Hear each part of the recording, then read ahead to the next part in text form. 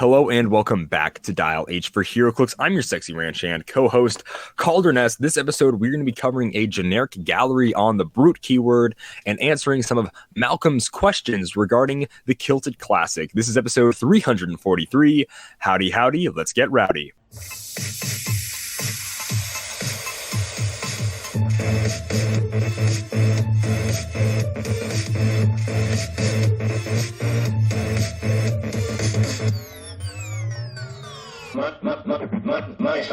Dial H for Heroclix is brought to you by CoolStuffInc.com, where you can find cool stuff in stock every day, including all the latest Heroclix singles and seal products.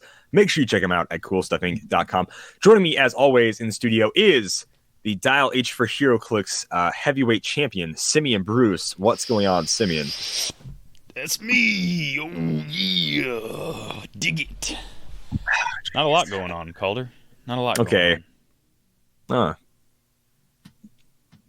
Very nice, very nice. Well, like always, we start off with what made us happy this week. So this past week, Simeon, let me know. What made you happy, man?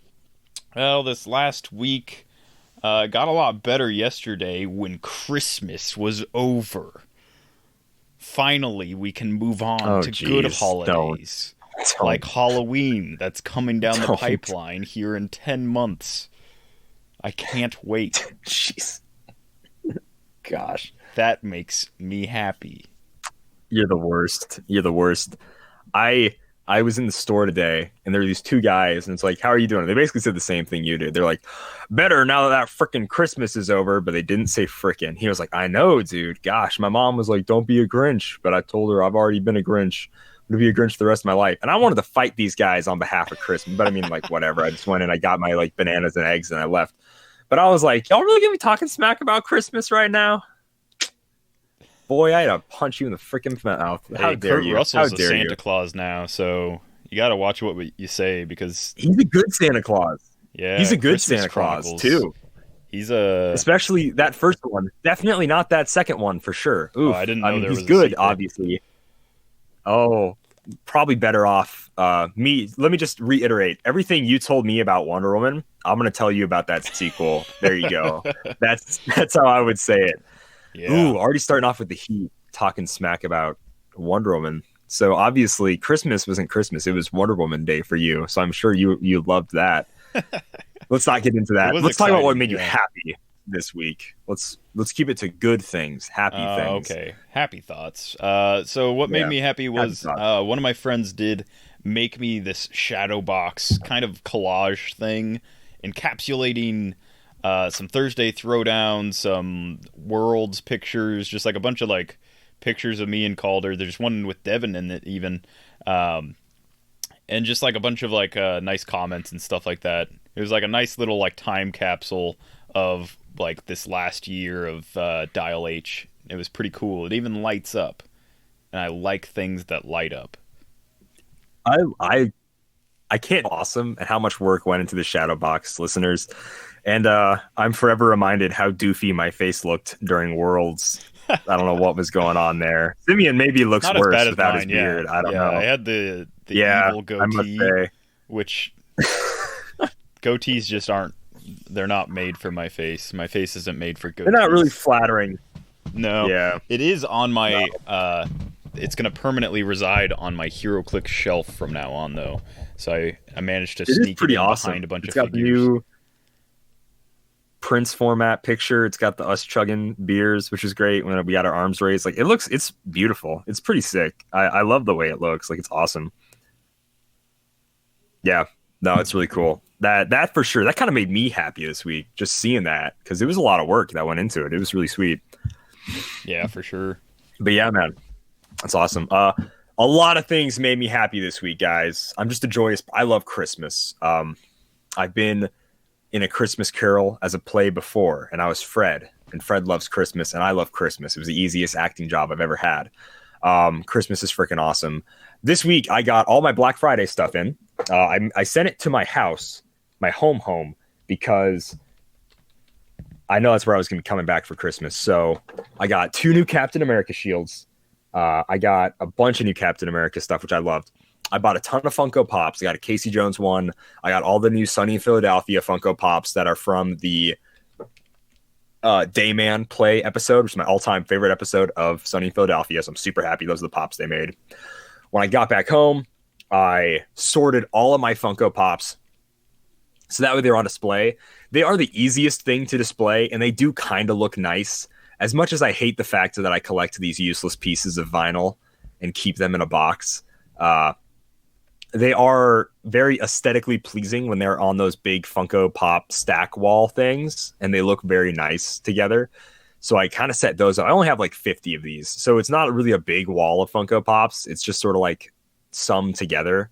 And 50 sounds like a lot. It's really not a lot once you stack them all up. It doesn't look like a lot, really.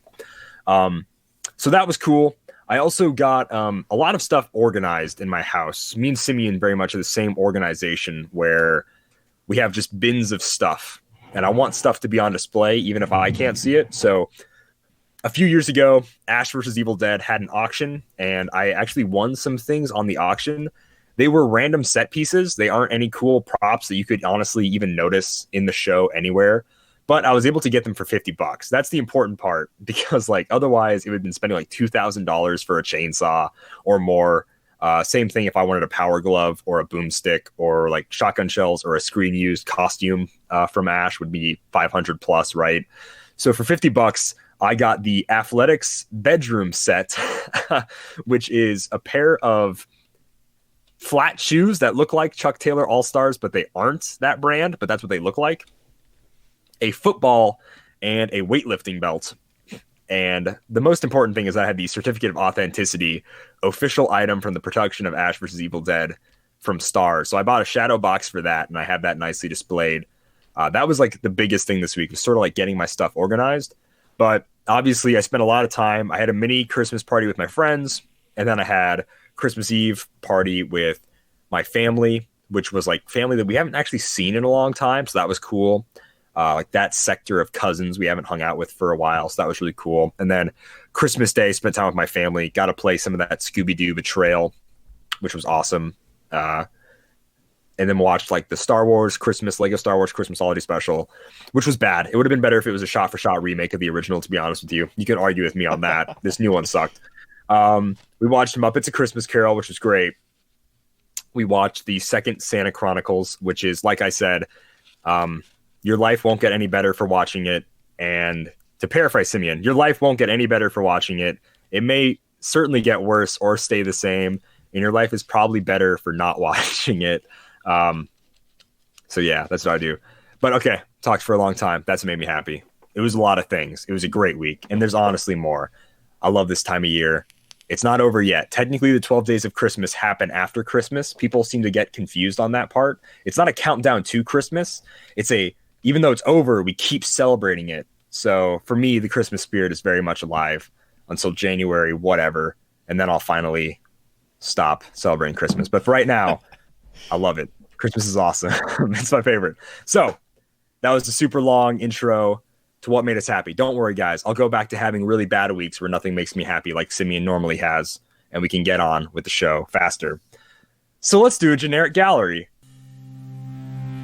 Why should you care? Keywords. Why should you care? Keywords. Why should you care? Keywords. Why should you care? Keywords. So why should you care? Keywords. It's only a game. Why do you have to be mad? Celebrity, police, past, and scientist, assassin, soldier, spy, tinker, tailor. No, they're not in there, but, you get it. What a rough transition. Generic gallery is the part of the show where we take a generic keyword, we build a something point Golden Age theme team, and we sort of talk about how we look at keywords when we build them, how I enjoy building out of generic keywords, Simeon enjoys building with generic keywords, and that when you restrict it to a non-name theme team like this, you can get some really cool creative theme teams. The important part is you get a lot of universe crossover. That's my favorite part about generic keywords, is how many universes and Heroclix we can cross over. And this is the most consistent, cool way to cross over universes, is using generic keywords. So Simeon, do you want to talk about the brute keyword a little bit? What is the average person who has the brute keyword like? Like, what comes to mind when you think brute keyword? So brute is like one of those words that like it translates to Heroclix pretty accurately. So almost without exception, people with the brute keyword, unless it's like somebody with just a ton of keywords or whatever. But almost without exception, this is going to be a close combat based piece at some point in their dial. Like, if they're not just close combat, then the majority of their dial is close combat. You'll see a lot of charge, a lot of flurry, a lot of close combat expert, but you also get a lot of reducers because they're usually like beefier kind of dudes or figures or characters. And so, yeah, you get like some decent reducers, and usually they're people that have to like rush into the fray. And so building with just a brute keyword is kind of hard because you don't have that like ranged backup typically. You don't have a lot of support stuff going on normally. But yeah, you can find some stuff in there. It's just it depends on your play style. I really like the rush forward and like smash dice together until somebody is like still alive kind of thing. That's how I typically play, like when it's just super casual nights. But yeah, it's brute keyword's a great option for that, and that's about it normally. Like I said, I don't think anyone's gonna ever build a brute keyword competitively, but having a lot of brute keyword characters isn't a bad option for your field. It's just a theme team or like non-named theme team that's brute probably isn't going to win you a whole lot of stuff. Except, do we not have... What's our new guy from Justice League? Special shout out to Mongol. That's what you're going for, right? Yeah, makes Mongol. brute and warrior keyword as a singled named keyword, right? Which is pretty cool. So that's you can then have a named brute team for the low cost of 150 or 110 points by putting Mongol on your team. Yeah, I did not put Mongol on my team, sadly. Yep. Some big characters that I always go for when I'm doing like a brute build is the Avengers Assemble Hulk Chase. I think this is called... I can't remember what that comic line was called, like The End or something. It's like the Hulk where like something was like eating the flesh off of him as he's like regenerating. He's like the last living technically human kind of like thing on the planet. And so I can't remember what it was, if it was like rats or beetles or cockroaches or whatever, but they're like eating him constantly as he regenerates. Some other characters, I mean, Hulks are always gonna, like, for the most part, they always have the brute keyword, and they're always gonna be some of the better options with like the keyword, in my opinion. So he's a really good one. There's the Man Thing and Howard the Duck. That is an awesome piece. I love the like late dial poison that they do, or not poison. The late dial protected from range kind of thing that they do when they get their regen and stuff. But yeah, those are some of my favorite ones. I didn't put them on my team, but those are my shout outs. Okay, right on. Those are your shout outs. All right, sweet. I'll do my shout outs really quickly. These are sort of more generic shout outs, maybe not characters I like. In fact, most of them I don't. We already mentioned Mongol. Lobo, the new Lobo, the dog, Pog, Lobo. Obviously very hard to kill, has great mobility, hypersonic speed, whatever. Great for a brute team. If you want to be a scumbag, these next two figures are for you.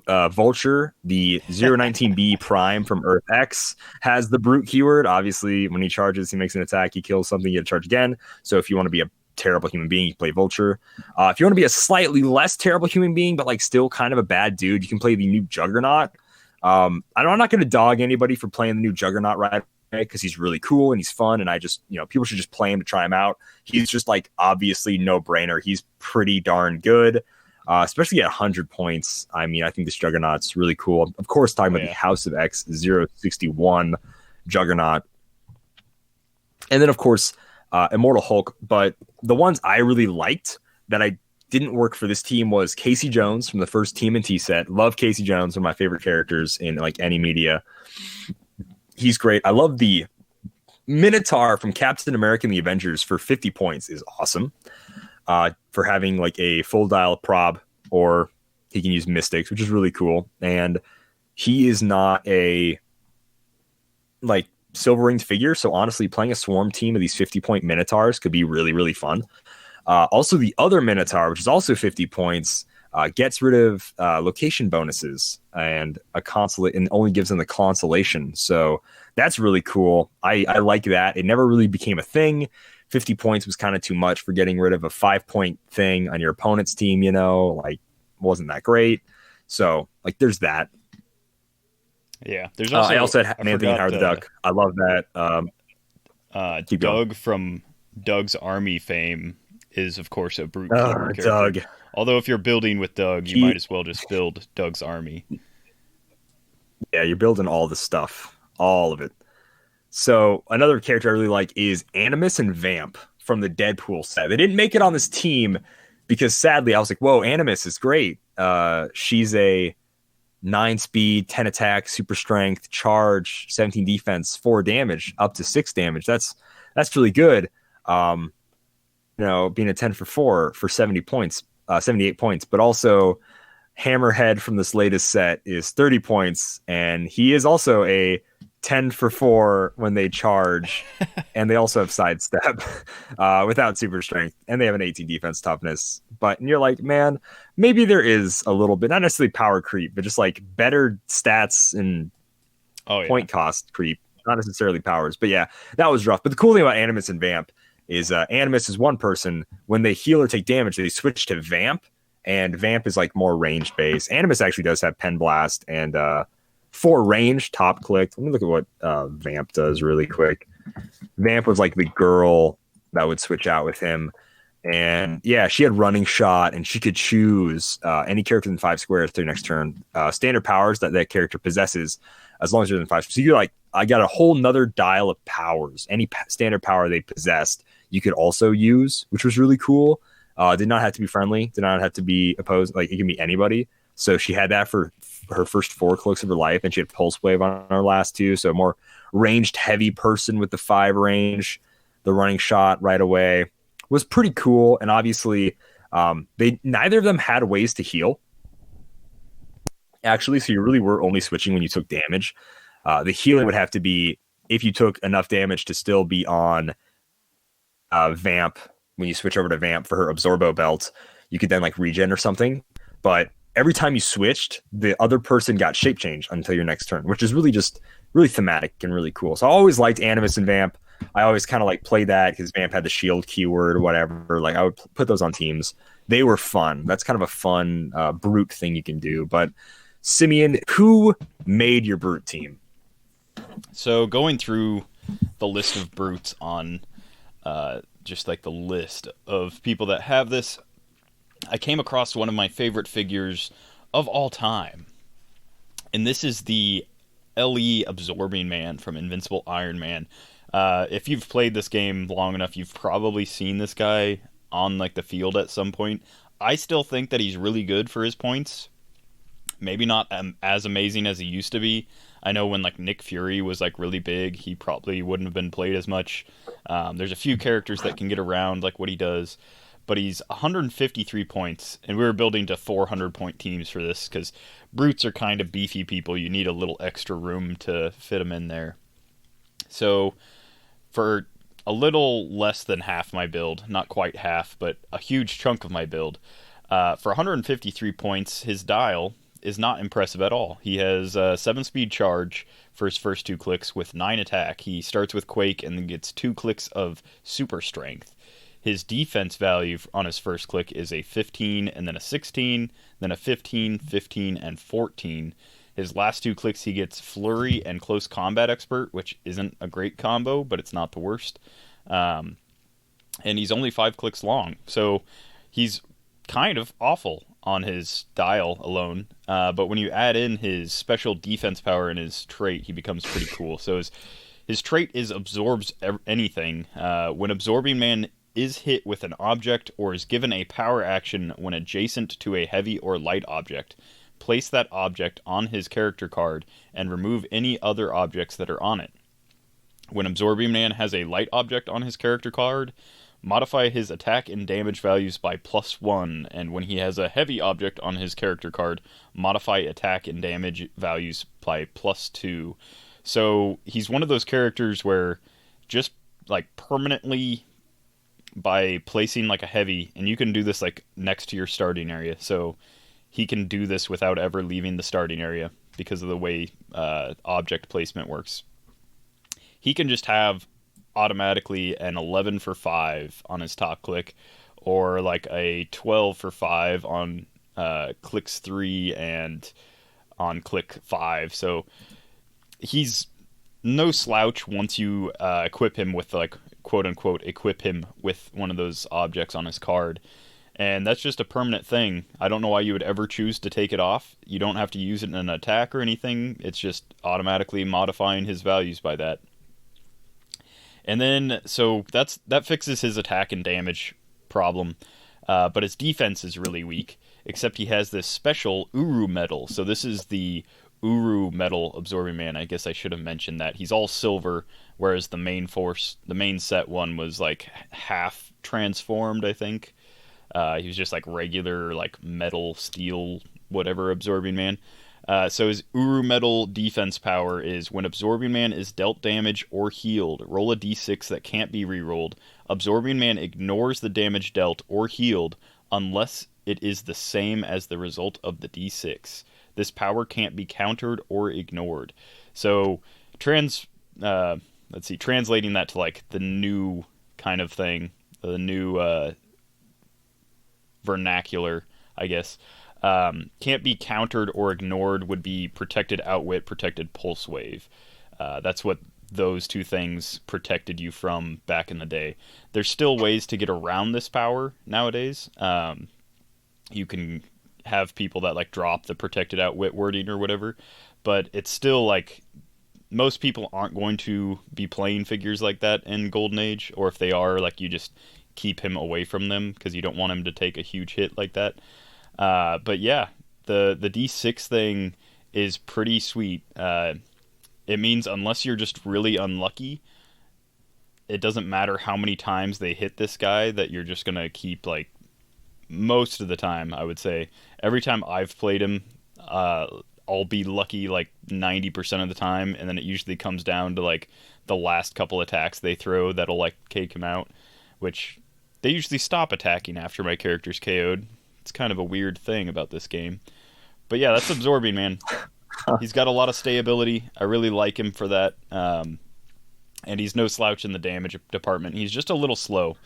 And then, speaking of someone who's not slow, the Secret Wars Battle World Uncommon Maestro at 100 points. So this guy, I loved playing him in Sealed, and I still like building with him. So he, of course, had a Baron of Battle World trait, which, if you've never heard that, it's Leadership and Perplex. If they share a Battle World keyword, then they can +2 when he uses his Perplex, except for himself. It has to be another character.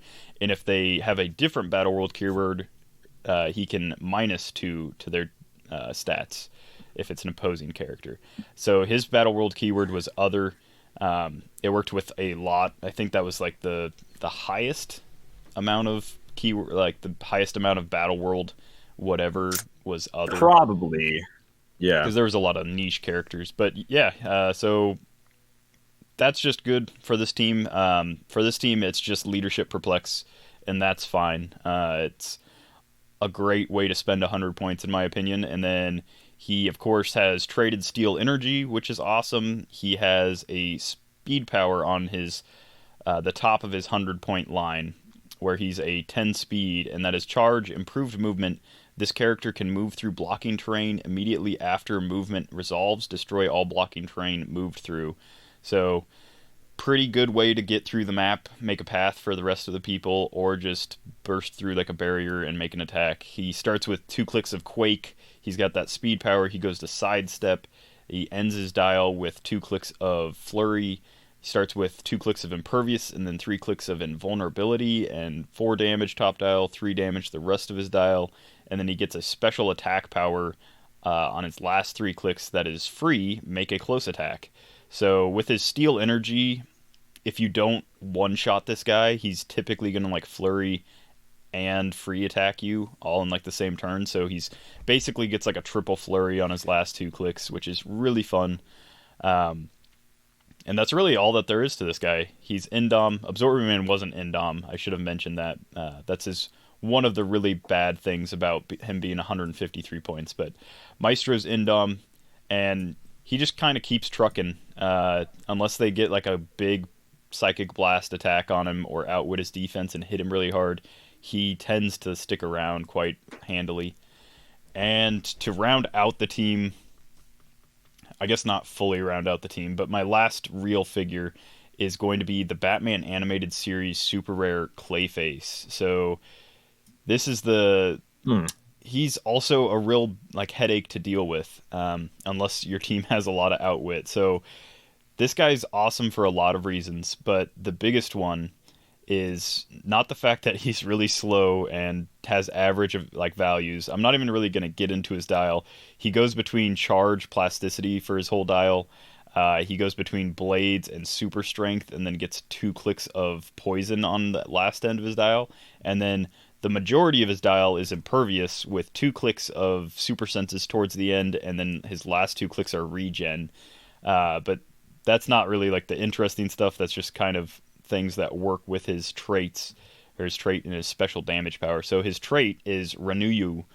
I don't know. It's the animated series drug thing. So that trait gives him shape change. When Clayface uses it and succeeds, you give him a Renew You token. Whenever Clayface rolls a single d6 for a power he's using, after rolling, you may remove any number of Renew You tokens to increase the result by +1 for each token removed. This is awesome because if your opponent isn't playing a outwit heavy team, or they don't have access to easy outwit, or Battle Fury, I guess, once you hit this shape change, then you have a 50-50 chance of hitting the shape change. Because if you spend a token, a Renew You token, to succeed with your shape change, you get another one back. So you permanently have that like 1 50-50 shot kind of thing. If you get 2, then you just have to be more careful with like how you spend them. You don't want to blow them all on like one thing, but you still get 1 back if you succeed on your shape change. But then towards the end of his dial, you can use these, since it's any d6 roll, he can like add this to. You can kind of just play it by ear. So like if you roll a 1 on your shape change and you don't want to spend 5 Renew You tokens towards the end of your dial, you can just roll your super senses, and maybe you only have to spend 1 on super senses. You know, you roll like a 4 and you just increase it by 1 or something. Or maybe you just hit your super senses. Same with impervious and everything else. Regen, that kind of stuff. You can also use it on blades. I've only done that a handful of times. Like I'll roll like a 5 on blades and have like 6 Renew You tokens, and I'm like, yes, I will deal you 11 damage, just because it's fun to say. That is pretty nice. And then he has a special damage power that's from clicks 2 to 6, and that's Battle Fury Giant Reach X, where X is the number of Renew You tokens on that Clayface has. So this is also really cool because if it's if the game goes long enough and your opponent isn't like prepared to outwit or have Battle Fury or whatever, if it's just like a standard casual game, this guy can get. Usually, I get stuck around like 3 to 4 Renew You tokens. I usually don't get many more than that. But having Giant Reach of 4 is still really good, especially if it's on like one of your charge clicks. And then being able to just guarantee that you have like either, you know, if your shape change fails or your impervious fails or whatever, you can like guarantee it with those tokens. He becomes a real headache to deal with on like his mid dial. And then to actually round out the team, the Fantastic Four Cosmic Clash Yancey Pickpocket for 20 points has the Brute keyword, and he has Outwit. And that's it. That's all. There's nothing amazing about it. Yikes, that's really all he has. It's straight up 20 points for Outwit. Yeah, I was short. Not the greatest 22 20 points, points in the game, but if you really need Outwit, he is an option. I mean, he's an 8 attack, 16 defense, 1 damage, 20-piece outwitter. He's probably not getting anywhere fast, but neither is the rest of my team. So sadly, that's like the the big problem with this team especially is between Absorbing Man and Clayface, they're both fairly slow. Maestro can, of course, perplex up their speed if one of them's charging or something, but they're both fairly slow, and then there's nobody on this team that flies to carry anybody, which was kind of like this team's based around survivability over like getting the first attack. So I kind of want you to attack Clayface. I kind of am okay with you attacking Absorbing Man.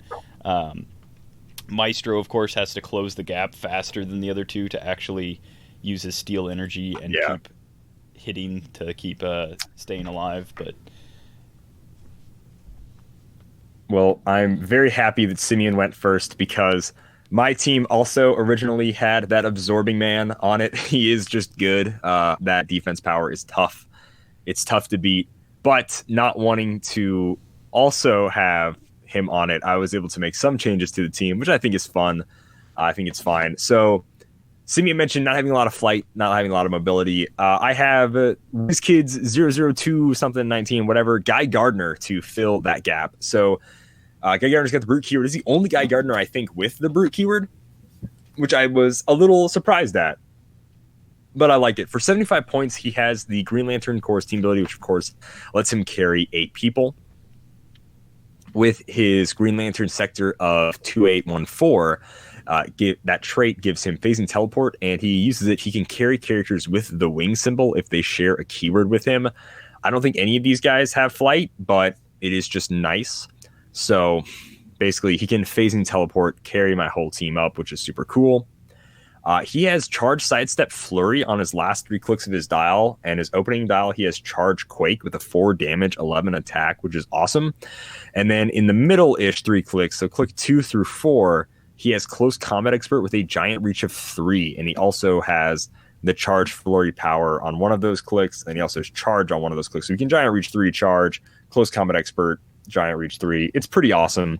I really like this Guy Gardner. He's a great mix of a well, not even a mix. He's an awesome taxi, and then he's a great secondary attacker, being in 11 for 4 and only 75 points is amazing. Next up is going to be the Hulk from ABPI. I love this Hulk. I like him a lot. He has a lot of stick-arounding ability.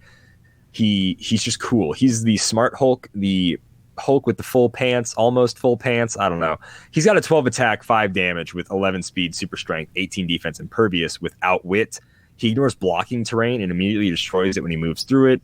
His big thing is that he gets weakened by range. So whenever he takes damage from an attack, after resolutions, give him a rage token. Modify Hulk's combat values -X, where X is the number of rage tokens. At the end of your turn, remove all rage tokens and heal Hulk that many clicks. So he's got great stats, and obviously they have a chance to change. That's okay. He also has Perplex. He has great Sidestep Quake in his dial. He has great Flurry Precision Strike in his dial. And then on his last 2 clicks, he actually has Sidestep with Pen Blast and a range value of 6. So I really like this Hulk. I think he's an awesome, number one, an awesome popper pick for being a common. I think he's a super good piece, and he should see more play for sure. Just having outwit, having the 12 attack, 5 damage, potentially for 7 coming across the board is awesome. So this Hulk is great. Next up, he's my kind of main attacker. Secondary-ish main attacker is going to be, I won't even talk about this guy until the end because I'm going to talk about the ATA I'm going to give him. So as far as support goes, there's not a lot of support for brutes, but while looking at the keyword and wanting to mix at least 3 universes with this set, I was going to put Casey Jones on it. He didn't make the team because he had Battle Fury, and I wanted Guy Gardner to be able to carry everybody on the team. But instead, from Lord of the Rings, 015 Golem makes the team. He has a special attack power on his 1st, 3rd, and 5th clicks, which is mine. He has exploit weakness and plasticity, so he has some kind of hypersonic protection for your team a little bit. He has a full dial of stealth. He has a full dial of super senses. He has a full dial of his special damage power, which is Schmeagle. Golem can use enhancement, perplex, and support. When he uses any of these powers, roll 2d6 at the end of your turn. On a result of a 6 or less, deal Golem 1 unavoidable damage, which is a pretty good trade-off. Like, he's giving me enhancement for, like, Guy Gardner has, what does he have for range? He has 6 range, The Hulk gets range later, and then my next attacker I'm going to talk about, which is the Scourge Prime, has 7 range, and he's very much a ranged attacker. Everybody on my team actually has range, oddly enough, at some point in their dial. So that's cool, besides Golem himself. So he also has support, which is huge, being able to heal people. I don't put support on a lot of teams, and he doesn't have great attack values with support. He has starts with a 9, gets 8s in the middle of his dial, ends on a 7. He also, which is cool, is that he has Steel Energy on clicks 2 and 4. So if he's not on his last click, he'll be able to heal up. If he took an unavoidable damage your last turn, he can sort of like heal up back-ish, a little bit, which is nice. So I really enjoy that. Potential, like you have to roll a 6 or less on 2 dice. So potentially taking 1 damage, but you also get enhancement, perplex, and support. And that's his full dial.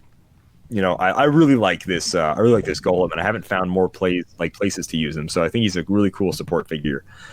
I have 1, 2, 3, 4 Friends of Humanity on this team. They're just really cheap brute filler.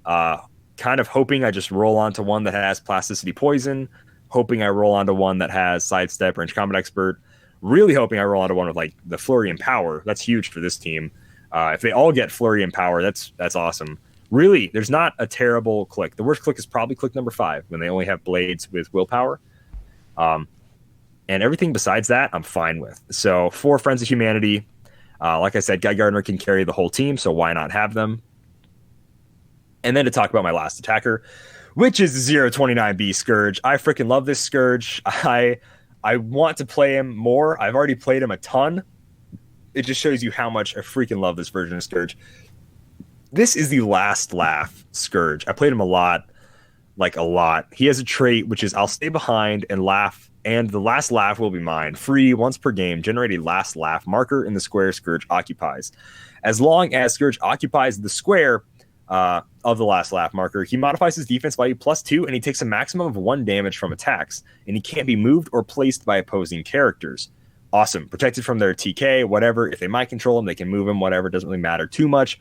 He's going to have a 20 defense top dial, averaging about a 19 defense really for throughout his whole dial, which is cool. He's got a couple of 16s in there, but it's fine. The +2 defense is awesome. He also has sidestep for some mobility if you kind of want to do some things, like you really want to make a shot. He has ranged combat expert and close combat expert. His entire dial except for click number 7.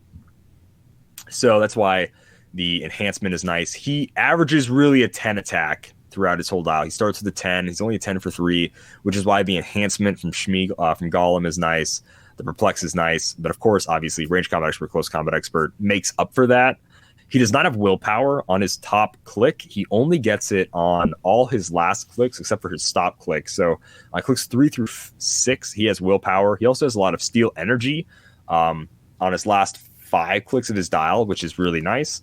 On his stop click, he has stop free, deal Scourge 1 unavoidable damage, which means, kill him, and then heal a friendly character 3 clicks, which is really, really awesome if I want to get Hulk back into top fighting shape, if I want to get Guy Gardner back into top dial, or like a really nice... There's really no bad spots in Guy Gardner's dial, but like being able to heal someone for free is solid, or I can just like not kill Scourge, and he's a 12 for 4 on that click, and maybe I can just potentially steal energy somebody and heal back up, which is like what I'd probably rather do 9 times out of 10. So that's really cool. The ATA I threw on is Asgardian. When you have a theme team, even if it's generic, you are allowed to put on an ATA. You have to pay whatever the points of the ATA is for each member that can use it on your team. Scourge is the only Asgardian, and it reads like this. A character using the team ability can't have its willpower or Indomitable countered. A character using this team ability can use willpower on its first click, which means Scourge instead only has willpower doesn't have willpower on his second click and his last click. So I really love his team ability. He's pretty much going to stay top dial for the majority, like 9 times out of 10, when you're using a figure, you get the most play out of their top dial, and then somewhere in that mess, you get a fight, Like when I'm playing Hulk, I'm going to play his charge super strength dial 9 times out of 10. I probably won't be able to play his flurry precision strike side of his dial, his sidestep quake that much, or even his sidestep pen blast that much. It's unreliable. But I start the game on my top click. So having Scourge have willpower on top click is great. When he eventually gets willpower and then he can't have that outwitted is also super nice. So I love that team ability. I love Scourge. And I like this team. Brute's a fun keyword. I've built with it before, but not a lot. And Scourge has pretty much always made a Brute team since then. So I like these teams. Let us know if you play either Simeon or I's team. Yeah, I believe it's right. Yeah, Simeon and me, Simeon and I. Yeah, it's you go first in grammar, I think. How does the English language work? Yeah, Simeon and I's team. Let us know if you guys play them. If I choose. No, not that one. I don't know. Anyways, yeah, let us know if you guys play a team. What are your favorite figures with the Brute keyword? Let us know in about the comment section below. This isn't YouTube, unless, of course, it is YouTube and you're listening to this on YouTube. If you're not listening to this on YouTube, send us, I don't know, Facebook question. Tell us if you played the teams. Let us know. Or Twitter. Doesn't matter. But that is generic gallery. Some fun teams. I think we built some really cool teams. I hope people give a look at this keyword. What do you think, Simeon? Yeah. I think if nothing else, if you haven't played with that Absorbing Man or that Clayface from my team, so maybe you don't like build the whole team, but if any one of the figures that we mentioned sticks out to you, like I really want to play with that Golem now that I've never even looked at his dial before, but that's a really good 47 points. And he's got some pretty good keywords. Right? So right? I might pick one up now. But yeah, if you haven't played with that Clayface especially, and like casual, is just really fun. The fact that he's not protected outwit at all, and he's 125 points, really balances him. And in the matchups that you go against somebody that doesn't have Battle Fury or outwit, he seems kind of oppressive at times. He can be. But you always luck always plays into it. You can always just like roll nothing but ones for his shape change or rollouts or whatever. Yeah. But yeah, likewise, that Absorbing Man, I think you could pick him up for like $5 most places. And for 153 points on a casual night, he still pulls the work. Like he still does a good job of being like this annoying thing that never dies. So just fun pieces all around, I think. Right on. Next up, guys, I just wanted to remind you that we have a YouTube channel. I know I say this every week, but check us out at youtube.com/DialH for Heroclix, or when you're on YouTube, type in DialH for Heroclix. Honestly, once you type in DialH, it should pretty much pop up. Obviously, Heroclix is just the best, and we all know that DialH for Heroclix is also just the best. So check us out on YouTube. Simeon and I recently released our Heroclix Hot Ones video a few days ago, right before Christmas. I thought it's good for the holidays. It's good for some real good family fun.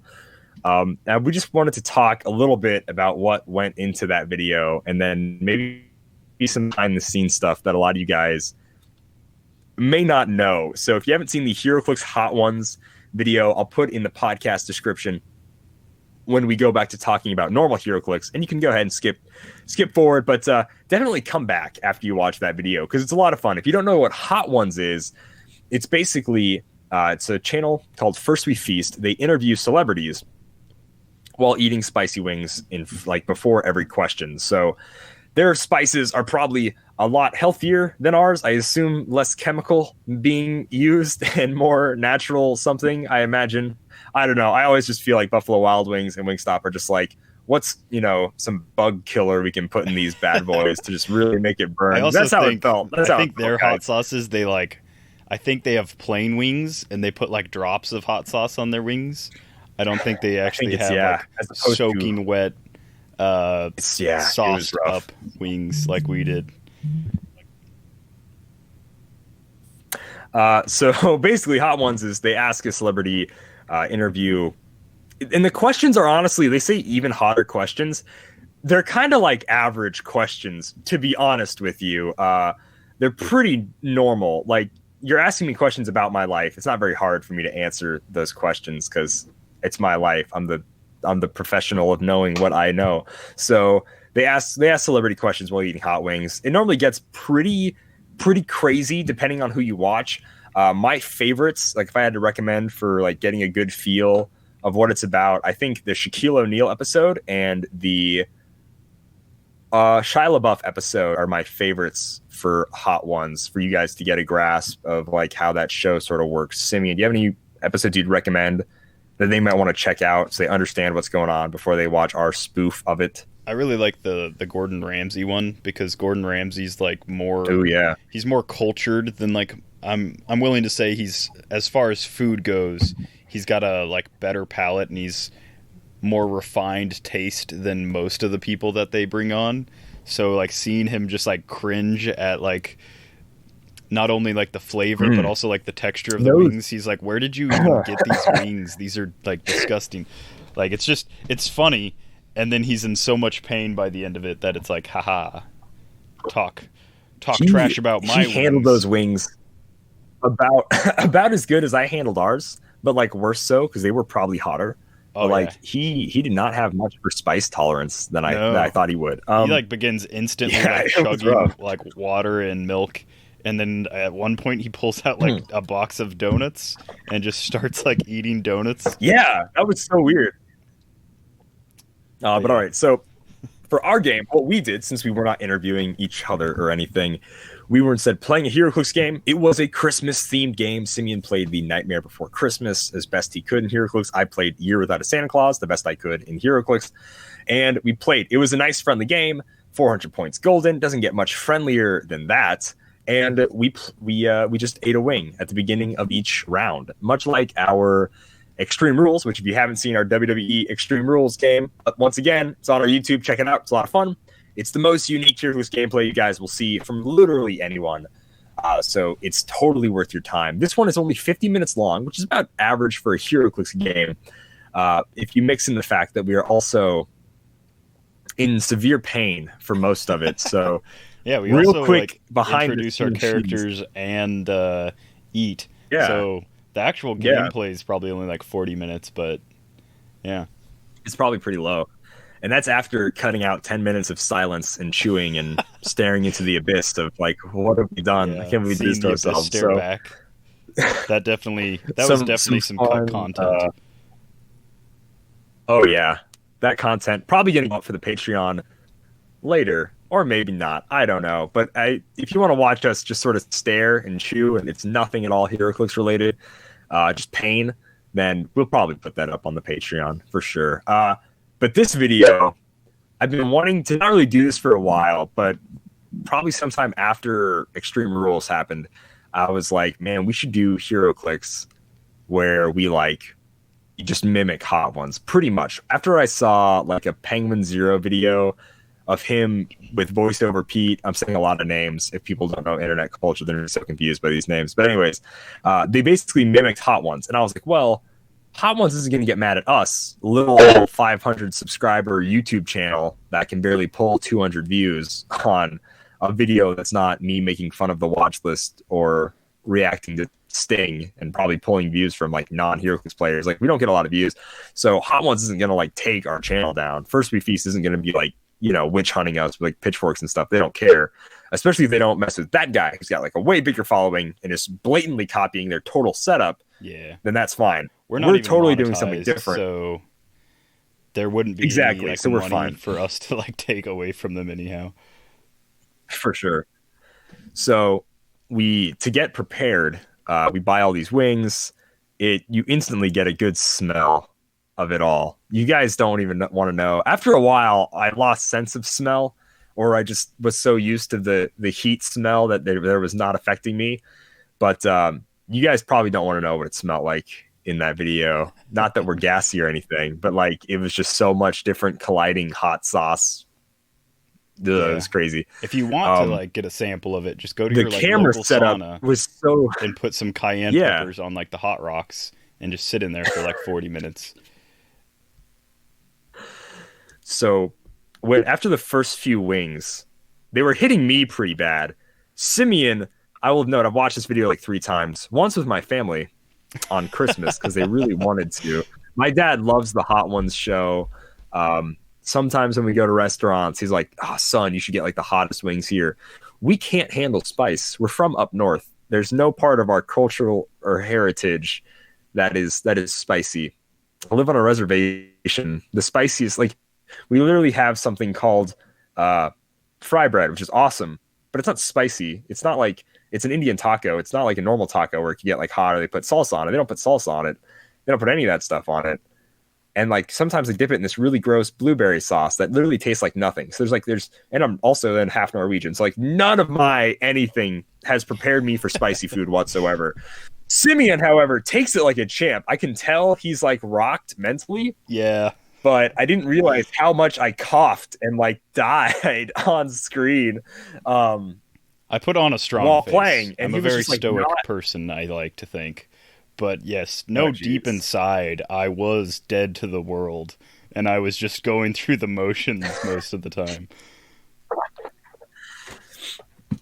So, like, it's so weird. So I was like, he's not reacting like half as much as I am, and I get it. I can be a bit, I don't know how to say it, whatever. I can overreact a lot. I'm a very emotional person. I don't know. But those wings were hitting me like next level hard. And I don't want to do this again. But at the same time, after watching it, I'm like, I kind of want to do this again and make another video because it was fun. It wasn't fun to film, but it was really fun to watch after the fact. Yeah. It's like when making it through great. Like a crazy night where like your car rolled and you had to like walk to like this bus and then ended up like 2 states over.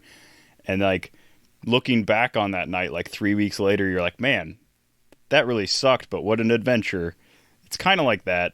It really was unbearable, like in the like that night, the same night, like it literally felt like hot coals just sitting in my belly. I was afraid I'd like wake up and a wing had like burned through to like the outside of my body and my body was just like leaking juices. I thought that might happen because it was very painful to like just leave those wings sitting in my stomach. I think if we do it again, we maybe, this is like behind the scenes, no one will know if we do this or not, maybe eat a pint of Rocky Road first to get a nice cold like coating on our stomach. Oh no, don't. We should definitely not ever eat a pint of Rocky Road ever again. Maybe Pepto-Bismol beforehand or some antacid or whatever. Yeah, yikes. We now have, I think, really, if we did do it again, I would want the listeners to send us, I don't know how many people would even want to do this, send us your favorite hot sauce that's like from a local place. Oh, yeah. And it would be really cool if we got plain wings and we had hot sauces from all across America, Canada, all the places listeners are from, if they feel comfortable sending it from out of country, whatever. But like, if we could get hot sauces from all over the place, little bottles, if you guys have like taster bottles or whatever, or just whatever, send us a full bottle. We would totally accept it. And if you want to buy us one that's like the world's hottest, whatever, pepper or something, let us know how hot it is. We'll still do it. I'm saying that. Probably might regret saying that. I don't know. I wish like, if you send it to us, asked me if I was on board with this before signing me up for the world's hottest bottle of hot sauce. I think, we didn't even broach like the hottest levels. I know when I was growing up, my dad's way more into hot sauce than I am. I prefer flavor over heat, but I can take some heat with my flavor as long as it's not just like pure heat. But my dad would order from this back in the day, it was a magazine. They didn't even have like a website. It was, you had to order it through a magazine, like a catalog, and it was called Mo Hotta Mo Betta. And they went up to like, so we were in like I think we capped around like 300,000-ish Scoville units, which is some imaginary way of scaling heat because heat affects different people differently. So I don't know how they actually calculate it. But we were around like the 300,000 which you can range. clearly tell. And some of the hot sauces, and this is back in like 95, some of the hot sauces back then were already like 8 million, and they've only gotten worse because people have like crossbred like ghost chilies with Carolina Reapers and like all kinds of different mutations and terrifying combinations. So yeah, they had like 8 million back in the day. I'm sure there's something that literally will like burn chrome off of a car. Oof, yikes. Don't want to think about that. I don't want to think about that pain. But yeah, like it does get hotter. So next time, if we do this, and if there's real life people that want to like message me on Facebook or message the page, I'll give you an address, a PO box or whatever, and you guys can send us some hot sauce that you want us to use for the next one. Make sure it doesn't expire for like a year though. Oh, yeah, for sure. Yeah, because I don't know how long it's going to take us to film another one of these. We don't live crazy close, pretty close, 2-ish hours away, but like it's kind of got to be like a business trip to go down and film these videos. And then I get to say, oh, what'd you do this weekend? I'm like, I had a business trip. Yeah, what was your business trip? Oh, I went down, I ate hot wings while being recorded on camera. Like, that's what I did. But if we did this again, besides not eating ice cream and besides like the potential like listener interaction and stuff, do you think we should stick it to the 400 game? Like golden, keep it fun, casual? Do you think we could honestly go through the pain of playing a 300 modern game and also go through the pain of both eating these hot wings? Both the pain of doing 300 modern and hot wings, trying to like maintain a competitive game. I promise you, if we did like a similar format where we like just keep going through wings, I will build a barrier tech team and make it the longest game. Don't you dare. Okay, so how about this? We can't do that. Quite literally the opposite of that. Yeah, how about this though? If you do send us a hot sauce, if you listen to this and you're like, yeah, I want to see them like have to try this one, like especially if it's one that you enjoy or that you like have heard of or whatever. If you do send us a hot sauce, you get to add in like a vote for like what the format will be, whether like modern or fair. Like that's fair. Whatever you want to vote for the point value, and whether it's like modern or like golden age or reverse dial or whatever kind of stuff. I think reverse dial would be pretty hard. I don't know if like halfway through I probably would forget what was going on and I'd be clicking my characters the wrong way. I'd be like, that guy was on click 1, he just got KO'd. How'd that happen? But yeah, then it's like 11th click. What in the world? He's dead. Yeah, that'd be rough. That'd be really rough. Oh, I'm sorry, guys. Every time I think about that night, my brain starts to hurt. I get like that pain through watching it. Every time I watch this video, my brain gets a headache again. That really did melt my mind trying to like figure out what to do. And if it wasn't such an easy like grayscale, because you're not even making noise, but just like your eyes, like you can just see the pain in your eyes as you're like trying to calculate what's even happening. Yeah. I had someone point that out to me, and it was like, you look like you're on cocaine at points in time. Like your eyes are so wide and animated. You scared me. Oh my God, sorry. Yeah. No, I'm just I felt it. Pain. Everywhere in my body, I felt it. And like when I laugh in that video, it's because I'm kind of just at the brink of my like mental exertion. I'm just going insane. Basically, I'm laughing like I cut out it's a purely point like Joker. Like towards the end, there's about like a 5-minute segment where neither of us knew what was happening, and we just both started laughing. And I don't remember that happening at all. But it's like 5 minutes of us just staring silently and then giggling and then laughing and then staring silently again. And then eventually we remember what's going on. But yeah, there's like a full 5 minutes missing from the video that got uploaded where I'm sure like I'll add that to the blooper reel that we put on Patreon. But yeah, it's kind of depressing because it's like, I think their brains both simultaneously just snapped because they just both sat there. That's about right. A really quick behind the scenes, guys. The video was filmed in 2 chunks, a 48-ish minute chunk where the first time I go get milk, I think I turn the video off because it doesn't need to be running. And right as I touch my phone to turn it off, someone calls me, and I'm like, I really hope the recording's saved because we're 50 minutes into the game, 50 minutes into recording. And I'm like, if we got none of that footage, I'm not even going to play the rest of this game. This didn't happen. As far as I'm concerned, this didn't happen. This video does not get released. I go home angry, and like that's it. Like I would be livid. But no, it luckily saved. Got the milk, came back. Another quick behind the scenes. That was awful. That was like the scariest thing. And then like the rest of the game was like finished in like 9 minutes or whatever. It was literally like that close to the end. Like that phone call scared me. And I'm like, next time we do this, I'm putting it on like airplane mode, and then using my camera or something. That was terrifying. we had like a maze set up between all the lights and the tripods and everything that were like so close to the table. It was like snaking your body through like those laser things that spies do in movies, you know, trying to like get to the kitchen area. So like my entire body and face and mouth, everything is on fire, and I'm kind of like without like knocking over these nice like lights and my phone and everything to get milk. Also, I was super nice, and I freaking set out a milk glass for Simeon to use because I was using his Leonardo Donatello cup or whatever, and I left him like the Raphael Michelangelo cup or whatever turtles were on it. And he grabs like a normal cup, and I'm like, bro, when you finally get milk, we'll have the same like style of Ninja Turtle cups. What the heck? So I Simeon really let me down. I saw that glass, and this is like how out of it I was towards the end because my brain was like melting. I was so out of it that I saw that glass sitting there, and I was like, it doesn't look like there was milk in this. And then I looked over at the table and saw Kalder still had his, and I was like, well, I better leave this one just in case it's his. And then I grabbed a different glass and then sat down, and he was like, I left a glass out for you. And I was like, that explains it. It was truly... Yeah, guys. Like...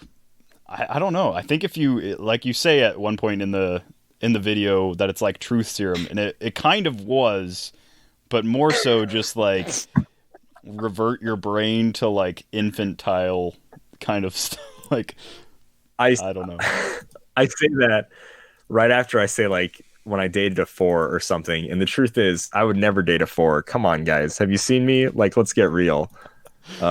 Sorry, that was also kind of bad to say. Anyways, like, yeah, it is sort of like truth serum. You're just like, you don't know what to say. You kind of lose your filter a little bit, and you like don't know what's funny anymore or like what's serious, and all you know is that there's pain, there's heat, and your brain hurts, and your stomach hurts, and you ate a lot of food. It was kind of a lot of food too, by the way. Yeah, we ate. It wasn't a small amount of. Yeah, there was some pretty meaty wings. And I was hungry going into it, so yeah, we were. I was glad to have the first couple, and then like I was like, I'm gonna fill up on really spicy, awful things that like my mouth can't even handle. Yeah. Do you want to talk about the concern that I didn't even have going into it, but like people were like, "Is it a popper game?" Because who wants to touch your figures when your hands are all saucy? And that didn't even come into, I don't know, like, do you guys know what napkins are? Have you heard of napkins before? So like, if you see us, like, I cut out a lot of like random stuff, but if you see us like reaching under the table, we had a big roll of paper towels sitting under the table, and like I mean, for the most part, there's a few times where I didn't for whatever reason, but for the most part cleaned our hands in between, and it wasn't like a big problem, to be honest, but those are also figures that it really wasn't very rarely use. So Simeon definitely played with figures that were like kind of old. Didn't really use a lot of them. I guess the nicest figure I had was that like Iceman super rare colossal. I'd never played him like except like in a BR or something before this moment in time. So like I didn't care about getting any figure saucy. But like just seeing those comments, I'm like, I'm gonna play a Punisher War Machine, Jason Wingard, whatever team next time, just because like I want to play the most expensive figures possible. I want to get sauce all over those cards. Yeah. Just Plastic will because melt if you like run it underwater as well. So there is no way to clean Heroclix. I don't think we've ever covered that in the show. Truly no way. Yes. Yeah, you literally can't clean Heroclix. They'll just disintegrate underwater. They'll melt. They'll disappear. That's a joke, guys. I'm trying to think of like something else that like happened during that video, which is just like people might want to know. I don't know. They didn't have a ton of questions, but I just feel like we should like explain a little bit because that video was wild. And I know we didn't do one of these for Extreme Rules. Right. Rules is a different breed. My dad did give me a lot. We knew what we were doing because he's gotten into the habit of watching videos now, even though he has zero clue what anything is anything that's happening. But he did give me a lot of grief for not handling it because he's one of those guys that really likes to play up the machismo that comes along with being able to handle spicy food, which to me is like the weirdest thing. Like, I'm fairly stoic when it comes to like spicy stuff. Like I won't like break down and like cry, but at the same time I will acknowledge that something is like truly painful when I eat it, because that's just silly to pretend like it's not. But he was like, I could have eaten 12 times spicier. And I was like, yeah, but you don't even know how to play Heroclix. So, boom, you're not going to be in the next video. That's... I find that so funny because like my dad was the opposite. He was like, I hope you cry in this, son. Like that's what he told me that. He was like, I want to see you, because he just wants it to be funny. That's all he cares about, is like, how funny is this going to be? And to be honest with you, those first wings didn't really hit me that hard. And I honestly was like, I'm going to sip ranch just because I think it would be funny. Like, I don't really think this is actually going to help me cool off anything. But I just think if I take a slurp of this ranch, I think it's going to be funny. Like, I did about halfway through the video, I stopped doing anything really to be funny. And it was actual genuine pain and just my brain melting. But earlier on, I was definitely playing it up because I think not like that's what people want to see, but that like it's easier to not try to hold it in and just like let it all out. To me, like, just react, just give me the most genuine reaction, because like, number one, Simeon was not reacting at all, and he was like taking his turns like normally and everything, and it kind of bothered me. So it made me want to like be like, oh, I'm gonna do this, and like you'll see me plan my turns out ahead of time. Tactfully, it's not a great idea. Like while your opponent is like halfway through their turn to put tokens out where you're gonna move your figures. But I was like doing stuff like that, but like, because I wanted the game to be over as soon as possible. I didn't foresee us eating through that volley of wings like 3 times or whatever it was, going up and down the wing pyramid. That was awful. And yeah, I just thought like it's funny to me when they react. It's cool when like maybe on hot ones where they're like, yeah, dude, I could drink a bottle of hot sauce if you want to like flex on people or something. And I was just like, nah, I want to make really funny content. And that was my mind going into it. But then just like halfway through it, it was completely genuine. Like, oh, this is painful. Majority of it was genuine. But like I said, I don't think I'd ever slurped ranch once in my entire life like that. It's kind of gross. I don't know if I believe but it. I thought it was funny. You know, here's the sad thing. It's probably true. I probably like just drank ranch before, like 9 times out of like more than likely I probably have. If anyone knows, there's a great ranch story that the old co-host Chris had, and how he hates ranch. I love it, obviously. I'm a ranch man at heart, as I say. But like Chris like threw up or something to do with like old expired ranch or something really creepy and weird. He had like a story where like, he's like in a pool of his own throw up. It was pretty nasty. It almost turned me off of ranch, but then like ranch exists, and oh baby, do I love me some ranch. So you really can't. Ranch is never not sexy to me. Ranch is pretty sexy. I love me some ranch. I think I've talked about. I think that's the Eternal Sausage episode. If you look, we're talking about the Eternals or something about sausage. I don't know. It gets like brought up. It's like Chris's like last 250 something. Is it? What are we at? It's got to be 2 something. It's one of Chris's last episodes. Something, yeah. So, yeah. So, like, it would be there. But there's a pretty funny ranch story at the end of that. Christian Bogan is also, super fan Christian Bogan is also on that episode, which is really fun. So, yeah. So, Simeon, did you say pretty much everything you want to say about the Hot Ones video? Hopefully this convinces you guys to go watch it. If you've watched it, then I'm glad you enjoyed it and you enjoyed this sort of retrospective. Look at it. Yeah, I'll throw in one last thing. That's fun. If anybody wants to, like, message us or just comment on, like, the video itself or whatever, and say like whether, so like I do some like editing stuff. I'm not amazing with video editing so far, but I try and like zoom in at some funny spots. If you want to see like more like zoom ins, more like close up reactions, more little effects like that, I thought it was nice like to break the video up a little bit from like just the Heroclix gameplay and just eating wings.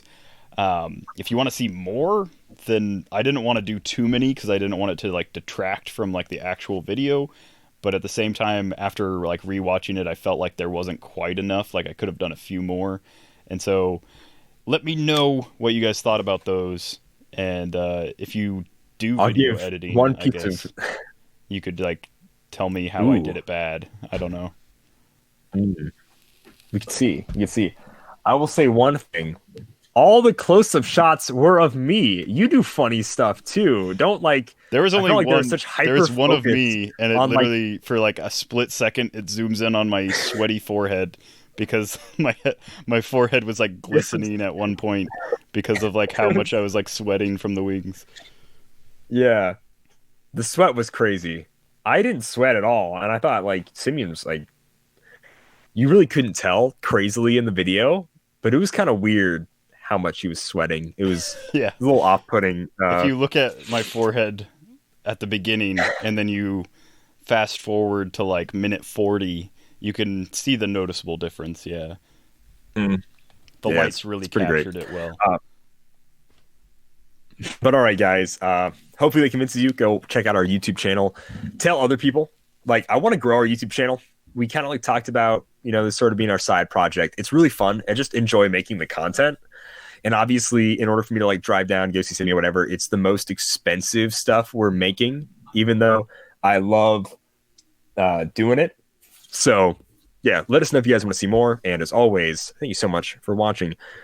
Simeon, it's time to talk about the community section. There are dozens of us. Dozens! So this week in community, there is no Community Tuesdays question. There hasn't been for a few weeks, mostly because we're slacking. But this week, there's an actual reason. We're doing our end of the year episode coming up soon, so I am putting out polls on Facebook and Twitter. They aren't polls. They just give you 2 categories, and then you have the freedom to vote for your own, so you don't feel peer pressured into voting for what's already on the poll. Think of your own answer. Be creative. Do whatever you want. We have like best set, worst set. We have, I think, best sculpt, worst sculpt. I just put out tonight, I think. And then we have like best attacker, best support figures so far. There are several other categories I have in my notebook here. We have some different categories that not a lot of other people used for their own. Because I know Clickstop was doing some stuff. Mr. Clixo was doing some stuff for his channel and everything. So we have quite a few categories that are different, that are more unique to Dial H for Heroclix. We'll probably add categories like favorite Thursday Throwdown cosplay that me and Simeon do. If you don't know Thursday Throwdown, check out our YouTube channel. It's great. I won't go into it here, but that's another thing we might add. So stay tuned on our Facebook and our Twitter for all of those. Another quick thing for community. We are holding a tournament. It is for everyone. It is played on Roll20. It is played through Discord. If you don't know what those things are, check them out. If you are in the Rock server, then you pretty much know exactly how online tournaments go and how they're handled. The tournament is, I'll let the billionaire heavyweight Heroclix champion, stylish champion, Simeon Bruce explain the tournament. But basically, the prize is a brick of House of X. That's pretty freaking awesome. We need at least 16 people for the tournament to fire. That's right. I'm going to keep saying that. Deadline is January 1st as of right now. We'll probably allow a couple of late entries, to be honest with you. If you're like, you say like, hey man, I can't quite pay yet, but like this weekend I can get in. I think that's fine. We're doing pod play. Simeon, why don't you explain what the tournament is? I've sort of already butchered it. Yeah. We're 11 out of the 16 that we want to have for it. We're going to try and kick things off on the 1st. And it's going to be pod play, which if you haven't done pod play, it's my favorite way that tournaments have been ran from what I've seen. Basically, you play everyone in your pod. So you're broken up. Let's say there's 16 people that enter the tournament. That'll split into 4 pods of 4. And then each person in that pod will play everyone that's not themselves. So you'll have 3 games. The top 2 from each pod will then go on into single elimination. That'll work like a top 8 or top 16 cut in like a normal tournament setting. And however well you do in your pod will determine your seeding in like the single elimination kind of thing. So as Kalder said, first place will be getting a House of X brick. Second will get 5 boosters from House of X. Third will get 3, and fourth will get 2 boosters. So pretty decent pricing. And then if we do get 32 players, which it seems like we're probably a little shy of that, but that's fine. If we do get more players, then we'll be prizing more of the top category of placing, I guess. There will be a special prize that'll be handed out to a fellowship, for which I will determine at certain point how I will determine whoever gets the fellowship and whatever that prize will be. That's hopefully I'll determine that. It was going to potentially be a 1776, but now he has been axed to the point where that seems like a silly prize now. Yeah. The all figures have to be all figures and equipment and anything sidelined. Basically, everything that's not a map has to fit the Ultra Chase, Chase, Con L Lee, and Super Rare Prime rarity. So if it's equipment, it has to be one of those. If it's a sideline character, it has to be one of those. Anything that you might pay points for or that you might bring into the game, anything that has a dial, anything that is a bystander, anything that gets put on the map will have to follow that guideline of Ultra Chase, Chase, Con L Lee, or Super Rare Prime. The Con L Lee list is on our Facebook. It's in a Google Doc, so you can look through that list. It's not everything that's an LE. It is everything that was released at a convention. So sometimes winnables will fall under that, but this year especially, since there weren't any conventions, anything that was previewed is available for like that kind of thing. And then as far as format goes, it's normal 300 modern, except we're doing modern forward, which means things that aren't technically modern legal but have been previewed. So all of House of X is available, that as long as it fits Chase or Super Rare Prime. There is no Ultra Chase or Con exclusives in House of X, surprisingly. If you want to run that weird Voltron Justice League thing that Scott Porter previewed, I think its dial is somewhere. You can run it. There is no card, so you don't get any traits or special powers, but there is a point value and a dial, so that technically can be played. Yeah, I'll allow it. Yeah, and then as far as maps go, again, anything that is modern, technically modern legal, or forward. So if it's been previewed but it's not technically modern yet, you can use it. As long as you have the images, you don't have to own any of these things, as long as you're willing to get the clip art and put it on the Roll20 with your PDFs and your links and your Nintendos. I sounded like an old person when I said your clip art. I don't think anyone uses clip art anymore. But as long as you're willing to get the images and you're willing to play and you're willing to pay $10 to play, you'll have a fun time, I believe. I think it limits. Me and Kalder were going through like what might be played and stuff, and I think this really limits normal competitive to the point where we might see some stuff that would pop up in normal competitive play, but I think we're going to see a lot of like random chases and convention exclusives that don't see as much play. So it'll be interesting. But yeah, we're 5 entries away from reaching our 16 player mark, and then of course anything over that will just be random prizing that we'll determine on that date. And we're going to try and cut off sign up for January 1st, because that's when I'd like to start pod play.